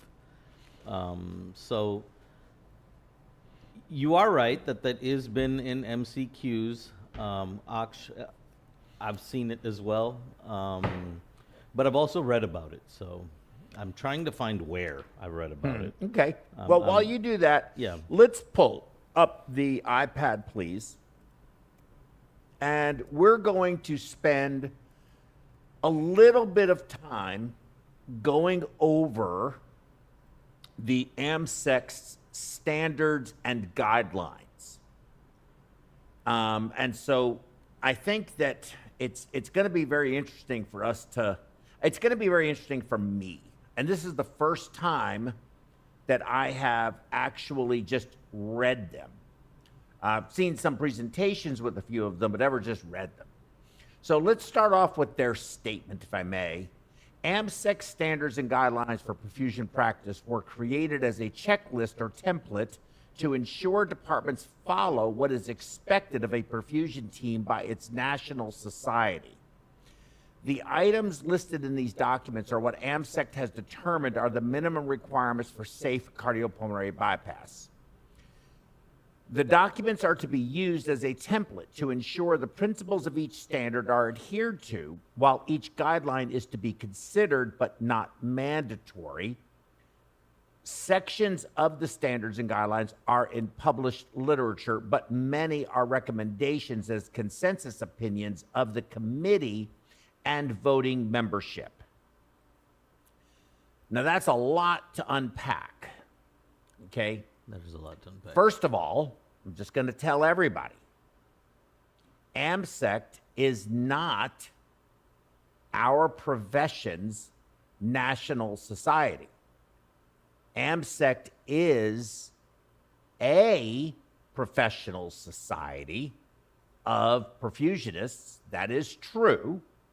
But there is the American Academy, which is also a national society for perfusion professionals. So to say AMSECT is its, meaning my, yours, everybody else's, national society is on its face incorrect. It is a national society that represents some perfusionists who choose to be members of that society. And then we go on from there, and the principles of each standard are adhered to ensure they're adhered to. Well, okay, so we're saying two different things here. The documents are to be used as a template to ensure the principles of each standard are adhered to, while each guideline is to be considered but not mandatory. I'm not sure who wrote that, but I'm assuming that everyone sees, as I do, that those are contradictory statements, or am I missing something? No, you're right. I think so. Sections of the standards and guidelines are in published literature, but many are recommendations and consensus opinions of the committee and voting membership. Well, I've never been, of course, I'm not a member of AMSECT, but I don't know any. Have you ever gotten a thing that said, vote on this guideline? I'm not part of them yet. Oh, hopefully never. I'm going to join. I hope you don't. I'm going to. It's okay. Pay for it yourself. I don't care. I am going to. So we're going to go here. American Society of Extracorporeal Technology. At one time, when Charlie Reed founded it, it was really a great thing. Standard and guidelines for perfusion practice. The American Society of Extracorporeal Technology, AMSECT, has created the following document based on clinical evidence and currently accepted perfusion practice. Perfusionists are the only allied healthcare professionals formally trained and educated in the field of extracorporeal science and whose scope of practice expressly includes the utilization of extracorporeal devices. The document is intended to serve as a useful guide for teams developing institution-specific protocols to improve the reliability, safety, and effectiveness of extracorporeal support services. The goal of this project was to provide perfusionists with a framework to guide safe and effective extracorporeal support care to their patients. AMSECT recommends that clinical teams use this document as a guide for developing institution-specific protocols for patients receiving extracorporeal support. Okay, I am not going to go through all of this. Definitions: a standard, practices, technology, and/or conduct of care that institutions shall meet in order to fulfill the minimum requirements for cardiopulmonary bypass. A guideline, a recommendation that should be considered and may assist in the development and implementation of protocols. And a protocol, an institution-specific written document derived from professional standards and guidelines, which contains decision and treatment algorithms. Word usage: shall. In this document, the word shall is used to indicate a mandatory requirement. Okay, so I'm going to edit the document in real time for them. We can just remove this word. Oh, I can't write on this, can I? No. Do you want the teleprompter? Ah. You want the teleprompter? Yeah, I want the teleprompter. The telestrator. The telestrator. We have a new toy. I'm going to use the telestrator, telestrator today. Thanks, man. You're my hero. Thank you. Thank you. Thank you. You don't want to be on camera? You don't want to be on camera? You Okay. sure? It'll Okay. be real fun. So let's just do this. Let's go over here, change the color to red. There you go. Okay. And we're just going to scratch it out. Is it writing on there, John? Yeah, it's writing. Okay, now. Yep. I got it. Because you can't, the AMSECT has absolutely no authority or standing to require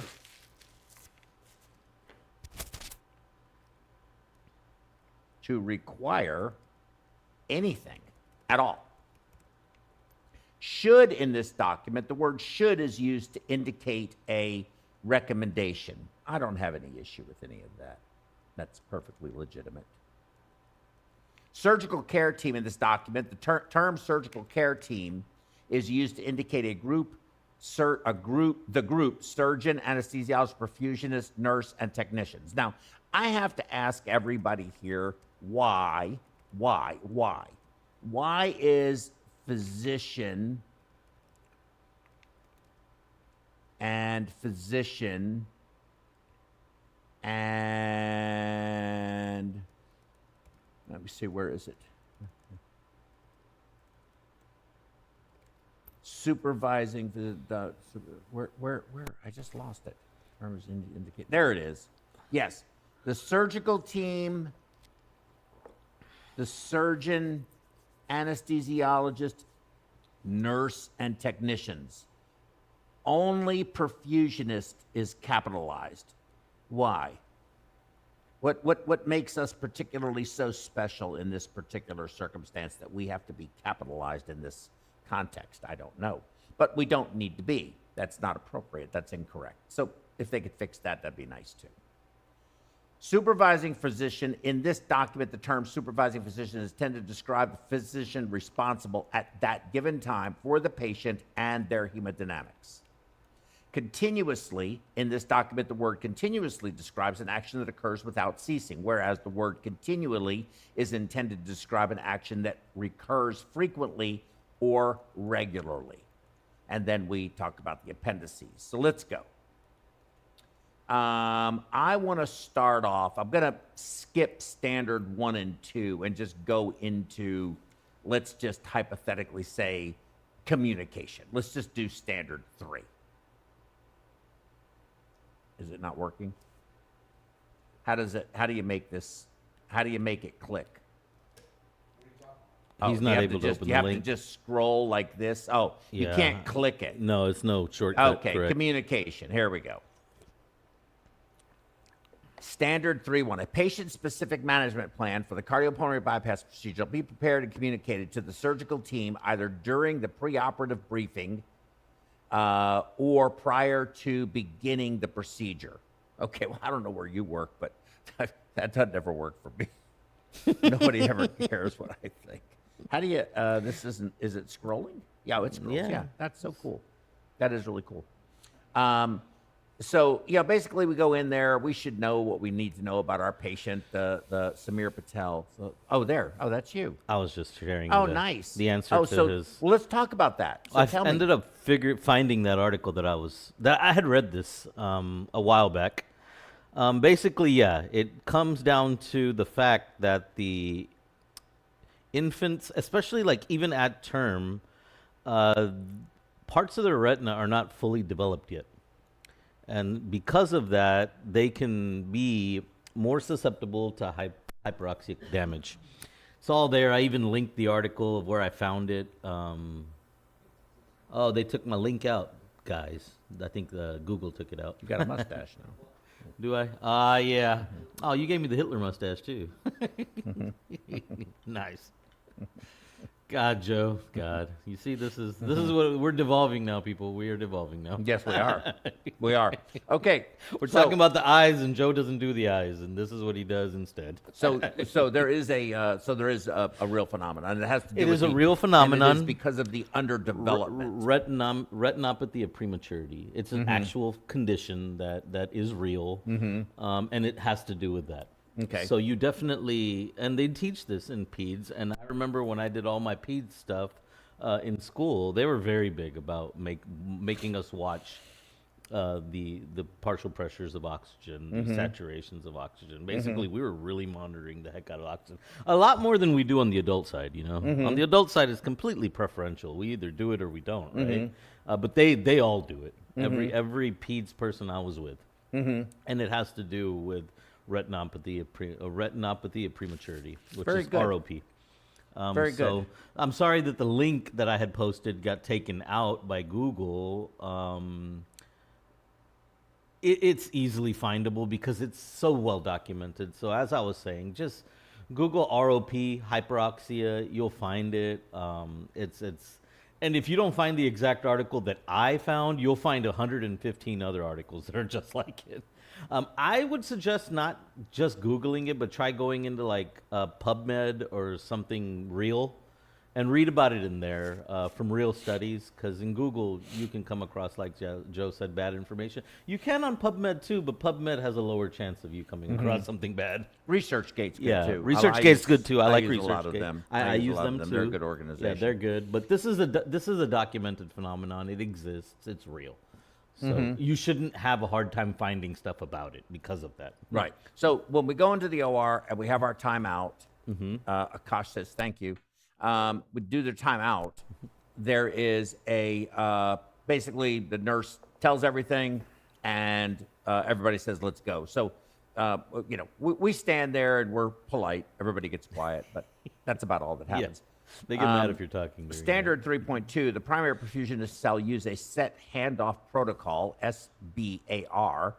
And this is a shall What are we on now. 3.2? This is a shall. This is a shall. Okay? Shall. Situation background assessment recommendation when transitioning the management of the case to a second perfusionist. So, and I agree with this. SBAR, yeah. Not a lot of people do that, though. I agree with this entirely. Nursing, everybody's supposed to But use it on handoffs. you cannot say shall if you are AMSEC on that. That is something that we should do. I Right. agree with that. Who do you think I believe should be setting the standards? If not AMSEC, who? Who do you think I believe should be setting these standards? ABCP? Because everyone's a member. Yeah. And they're Everyone who is a certify member. us, right? My whole point of all of this, if you just want to kind of distill this down, is there's 4,800 perfusionists nationally in the United States. And I think AMSEC might have had 1,300 members. It is not representative of the perfusion community at large. Period.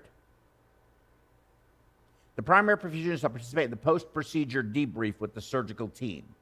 Okay, well, we you know what we do? We get the patient to the ICU when we go to lunch. Get rid of that. The use of cellular telephone technology in the operating room should be guided by the principles of ST59 statement on the use of cell phones in the operating room, written by the American College of Surgeons. Can you look that up for me?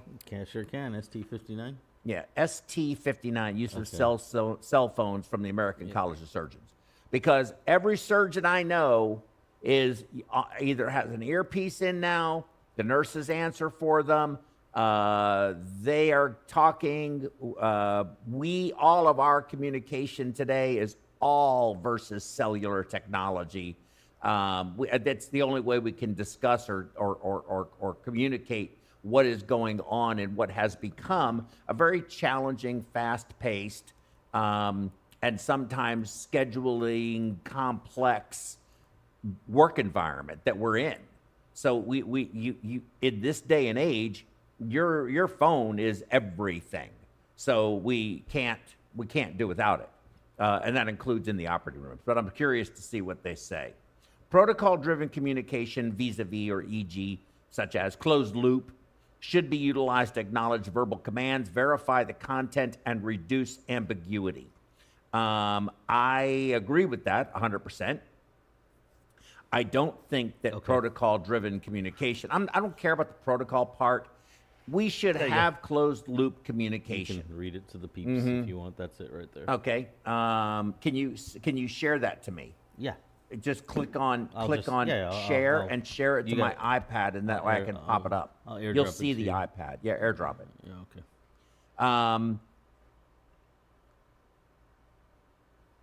Handoff, primary participate, post, there we go, protocol-driven communication. So when somebody says something like flow down, flow down, flow down, flow back up, it's common sense. Sending it to your phone. Do you not have AirDrop on that? No, the AirDrop's on here. You want to send it to my iPad. It's not on there. It should, just give it a second. It'll come up. That is not how it works, Joe. It is how it works. All right, well, You have AirDrop even on? No, I'll share it to myself. You have to accept it or something. There you go. Now it's coming. Yeah. Okay. It's not downloading. That's all right. Let's not worry about it. We'll get it eventually. Or you read it. Why don't you just read it? Okay. So, the whole thing? Yeah. Okay. Undisciplined use of the cell phones and other such devices in the OR may pose a distraction and compromise patient care. Blah, blah, blah. Yes, that is what they say. ACS, the American College of Surgeons, suggests use of cellular devices in the OR be guided by the following. And surgeons should be considerate of the duties of the OR personnel and refrain from engaging them in unnecessary activities such as assisting with cell phone communications that might divert their attention. They totally do that. Like all the time. Hey, answer my phone. Hey, bring my phone over here. Cell phones must not interfere with patient monitoring devices or other patient care technology. Most of them do not anymore. Whenever possible, the OR team, including the operating surgeon, should only engage in urgent or emergency outside communication during surgery. Personal or routine calls should be minimized. Calls should be as brief as possible. Whenever possible, incoming calls should be forwarded to the OR desk or hardwired OR phone to minimize distraction. Whenever possible, cell phone calls, data transmission should be forwarded to voicemail, blah, blah, blah. When possible, a signal such as a page should be enabled for urgent or emergent calls. That's garbage. Nobody does that. Use of cellular devices or accessories such as earphones or keyboards must not compromise the sterile field. Special care should be taken to avoid sensitive communications within the hearing of awake or sedated patients. Our patients are usually out. Use of hardwired OR phones is subject to the same discipline of use as cellular technology. Use of cellular devices to take and transmit photographs should be governed. HIPAA, don't take pictures. Go ahead. That's all of it. And you can take pictures as long as those pictures don't include the patient's do not face. have Right. any identifiable Correct. features. Correct. So we have to make sure HIPAA. that we understand the law Right. so that we're not thinking that we're in a position that we cannot take pictures, which can be extremely instructive during programs like this and other things that we do. So you have to be able to do that in real time. And every single consent that is signed by hospitals today for surgery includes something in there absolutely. about being able to take pictures. Absolutely. And they cover it in any hospital orientation of any type. And it's extremely important that we do that. Right. Okay. Right. It's part of all HIPAA training nowadays. So perfusion record. So we're going to get off of communication here, this other one here, communication. But I will tell you all this. This is what I do know. The law is the law. If you are on your cell phone in the operating room, and you are on your favorite dating app, and you're doing a case, and you're answering something when an event occurs, your phone will be taken. Eventually it'll be subpoenaed. They'll be able to know exactly what you were doing on your phone at that very moment, and it's going to be a really bad look, and it's going to put you in a position where you're going to have to settle because there will be nothing you're going to be able to do. Right. It's an open and shut case in that Right. particular circumstance. But you're getting a text about an emergency going on, or you're getting a text that's telling you that somebody is done with their case and free and available in case something else happens and you find out about it, or you need help, you know who to call, whatever the case may be. Those are totally legitimate. Yeah. And so you have to look at what it is you're doing. Now, you can't have big, long conversations, but I mean, No. you it's today's environment. No, probably shouldn't be Is- talking on the phone if you're weaning a patient off bypass. Right. Like- Correct. But when you see, this is where I get into these circumstances. When you make these statements of it should be restricted, you shouldn't use it, you should do this, you shouldn't do that, instead of a simplified statement of it is our recommendation, which is what every single one of these standards should say. The whole preface to this whole thing on their own website should be based on our collective experiences and opinions and research. We recommend the following. I can live with that. They don't speak for me. They have no right whatsoever to tell me, nor do I care what they think.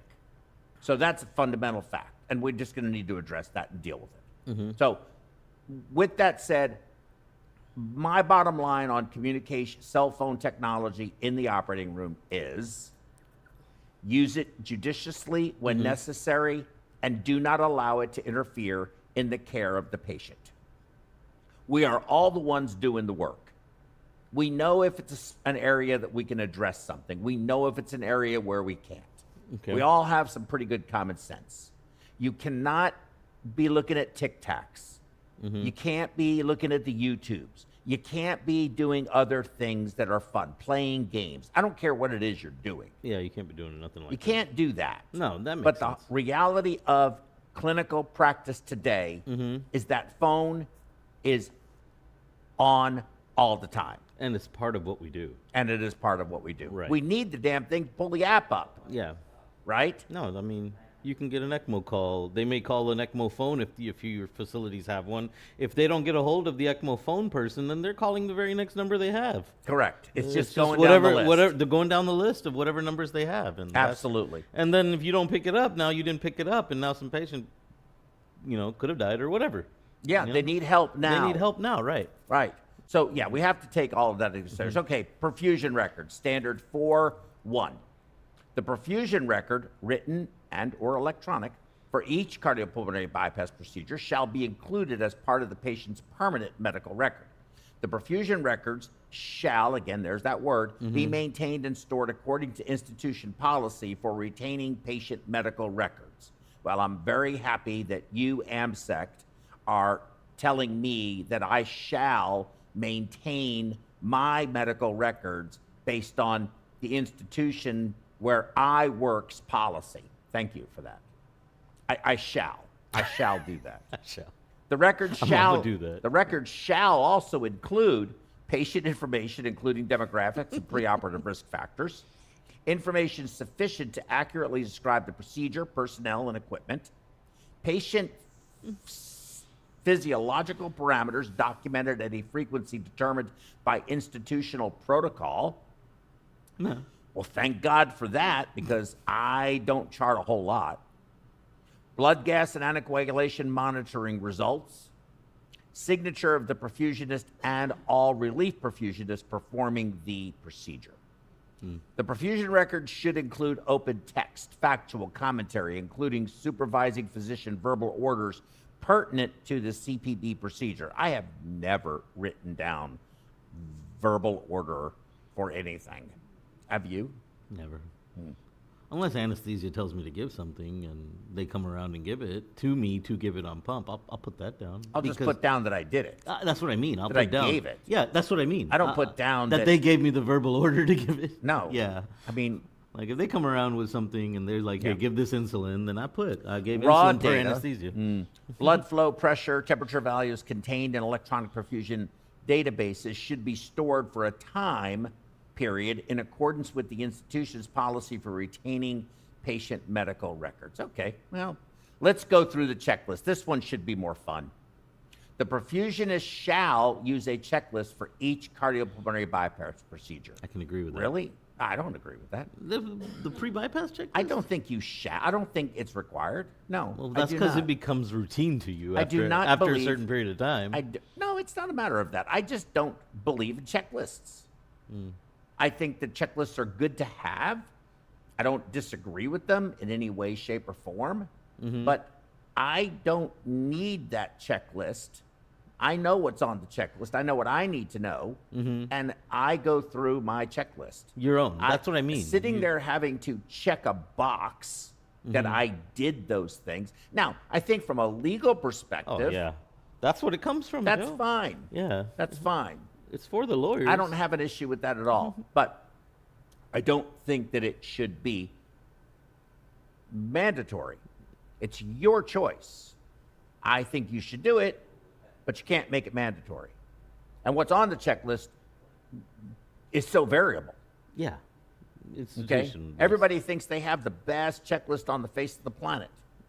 But, I mean, checklist or no checklist, things still happen. Yeah. So how the hell does that happen? No, only because they didn't do the checklist?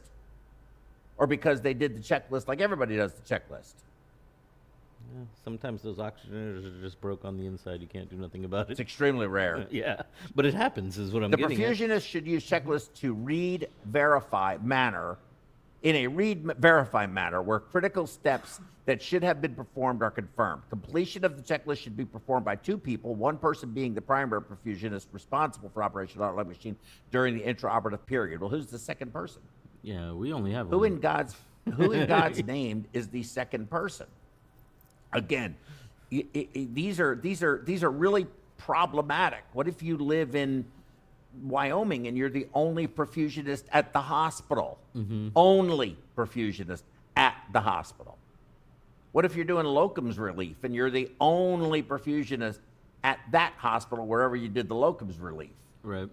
Who are you going to get? Right. Ask the nurse to come over and do it? She doesn't know what she's doing. So she's going to be, sure, I'll sign it. I mean, I wouldn't, but whatever. Surge The tech. perfusionist should utilize a checklist throughout the entire perioperative period.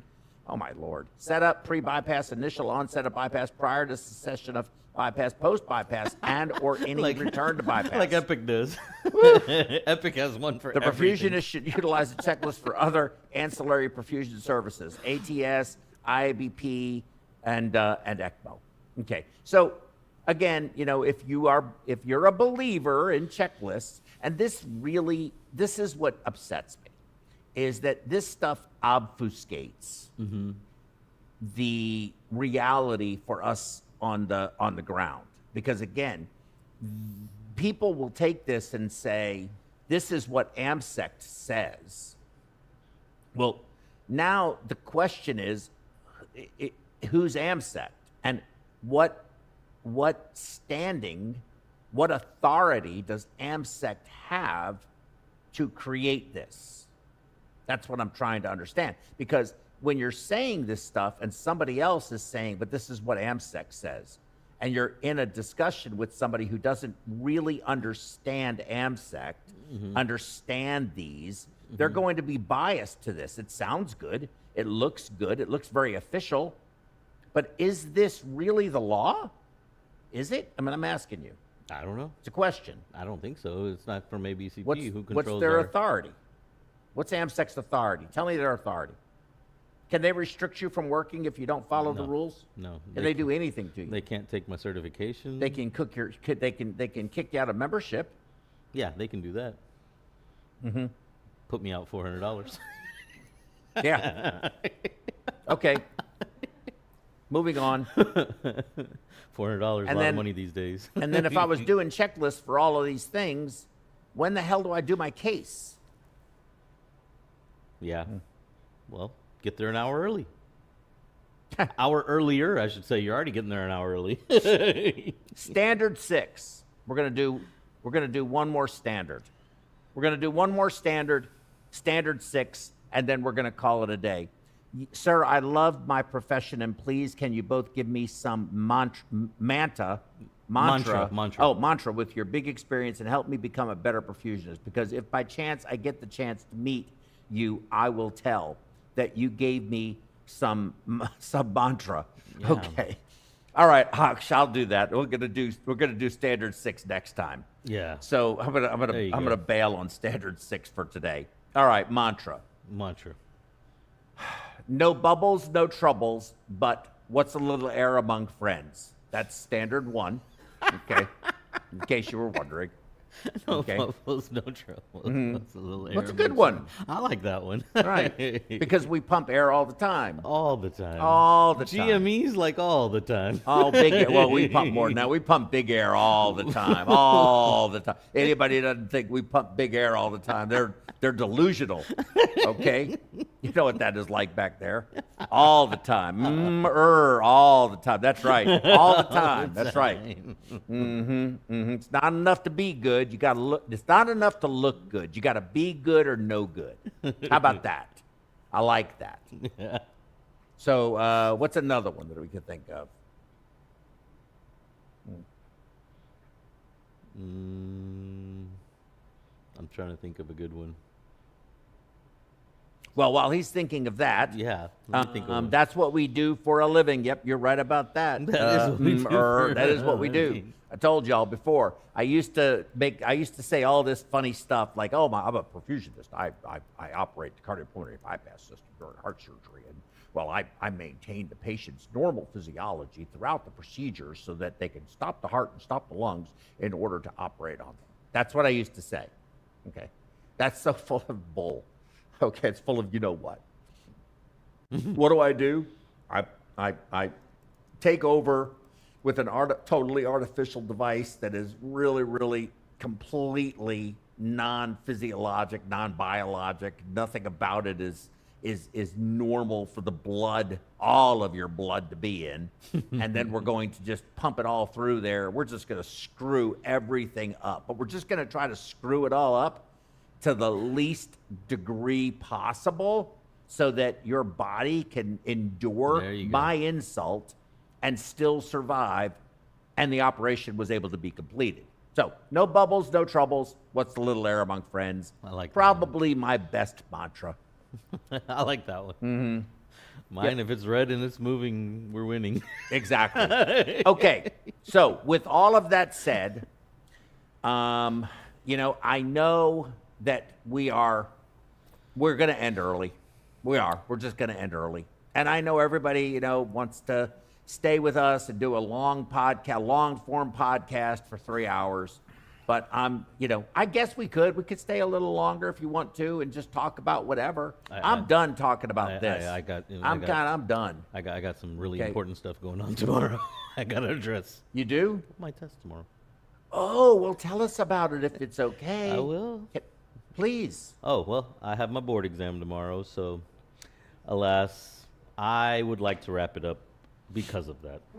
Because I've been doing these MediWebs, and PerfWeb lectures, which have helped me. I still do I'm accountable for what's written in those books. Which some of that stuff, Joe, does not stay with you. You do have to read it again. So alas, I need to refresh on some of my equations, some of my lesser known drugs that you just never remember because we never give them ever in the operating room, but they like to ask about them on the exam, even though we never give them. Anesthesia never gives them. Nobody gives them. But for some reason, we need to know about them. So need to refresh on some of those. Like desflurane. Like, when do we give desflurane? Des?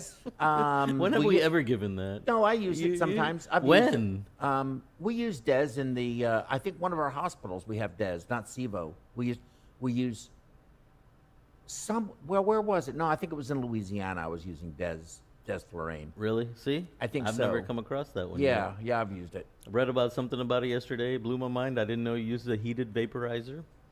Yeah, fun it times. does. Yep. It See, does. learned something new just Yeah, it yesterday. has to be warm. And for then it I to was vapor. starting to panic because I'm like, oh shit, I learned something new 2 days before my test. I'm like, at this point, I'm not supposed to be learning new stuff. You know, I'm supposed to be refining stuff I Yeah. already know. So Yeah. then I was like, oh my god, I'm still learning new stuff. You're gonna do just great. I mean, look, man, it's like good luck for your test. Oh, Thank yeah. you for your lectures, Samir.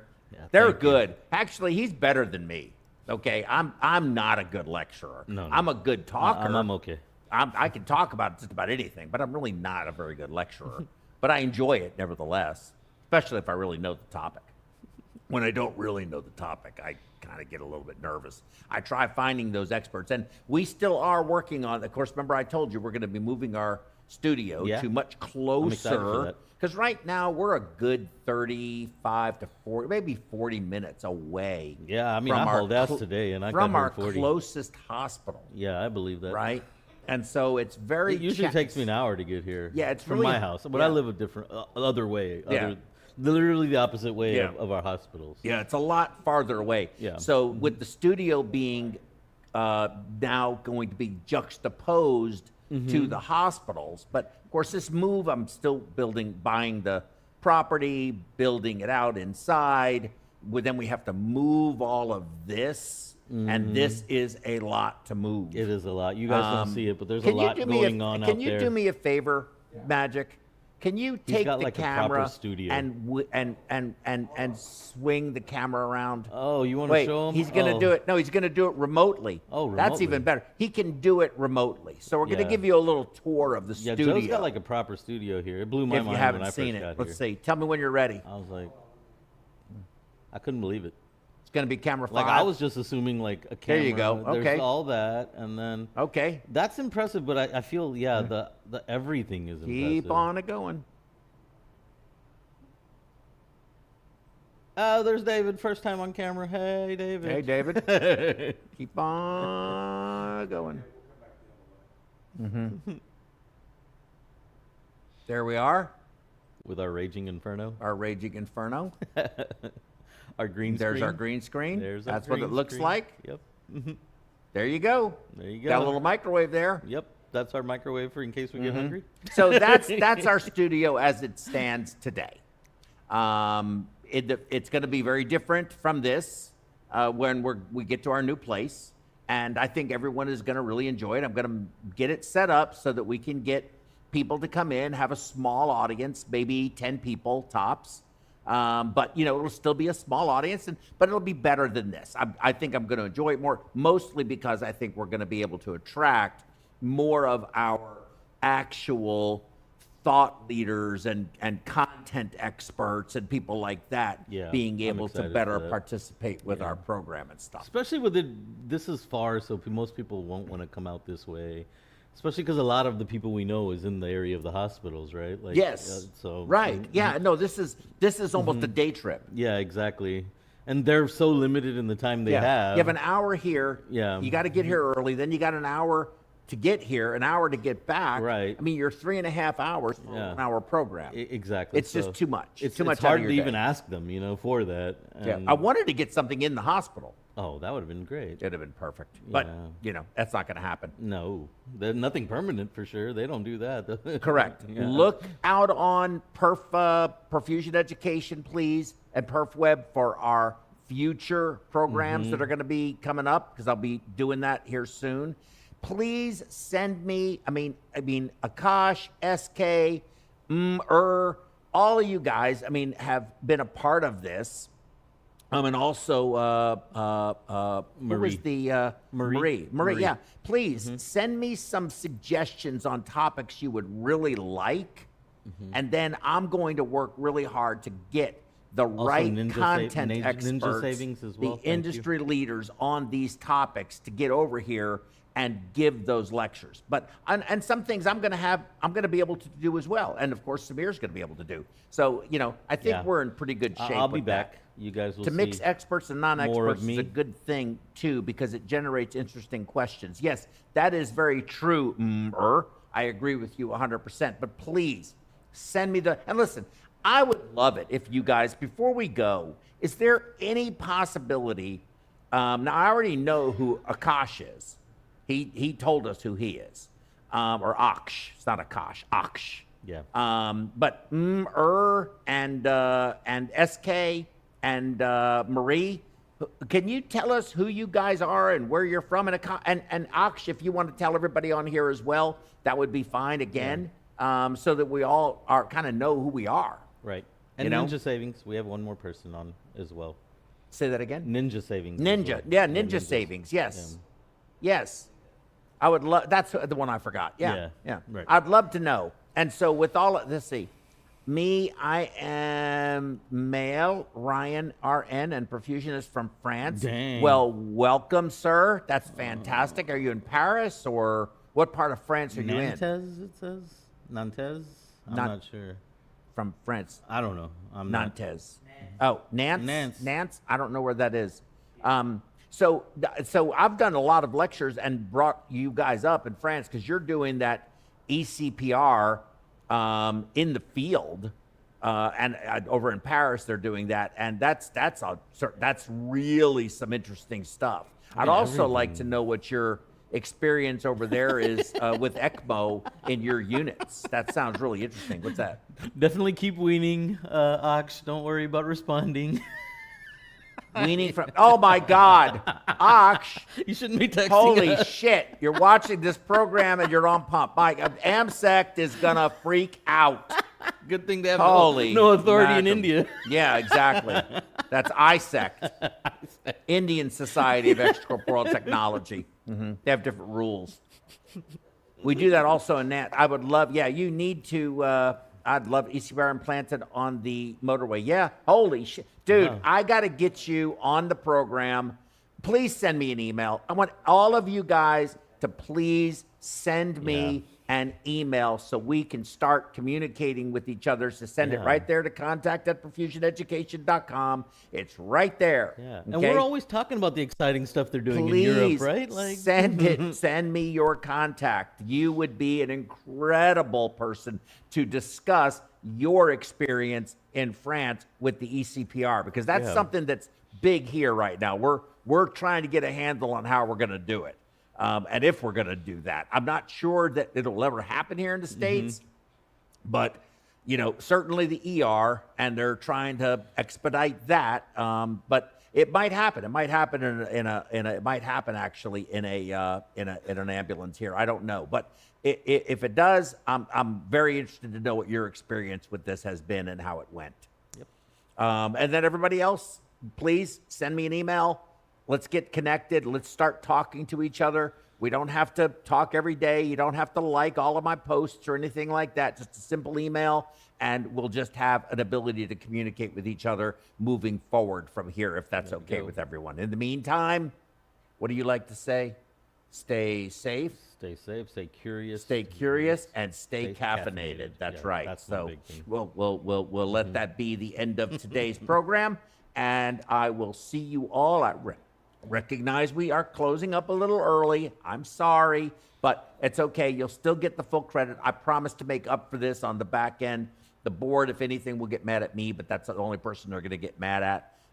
And we'll just have to, make up this time as we go forward. Yeah. But I always do that, okay? Thank you all very much. Thank you. Look on the website for the new schedule. Send me those emails, and we will see you later. See you next time. Bye-bye. Bye.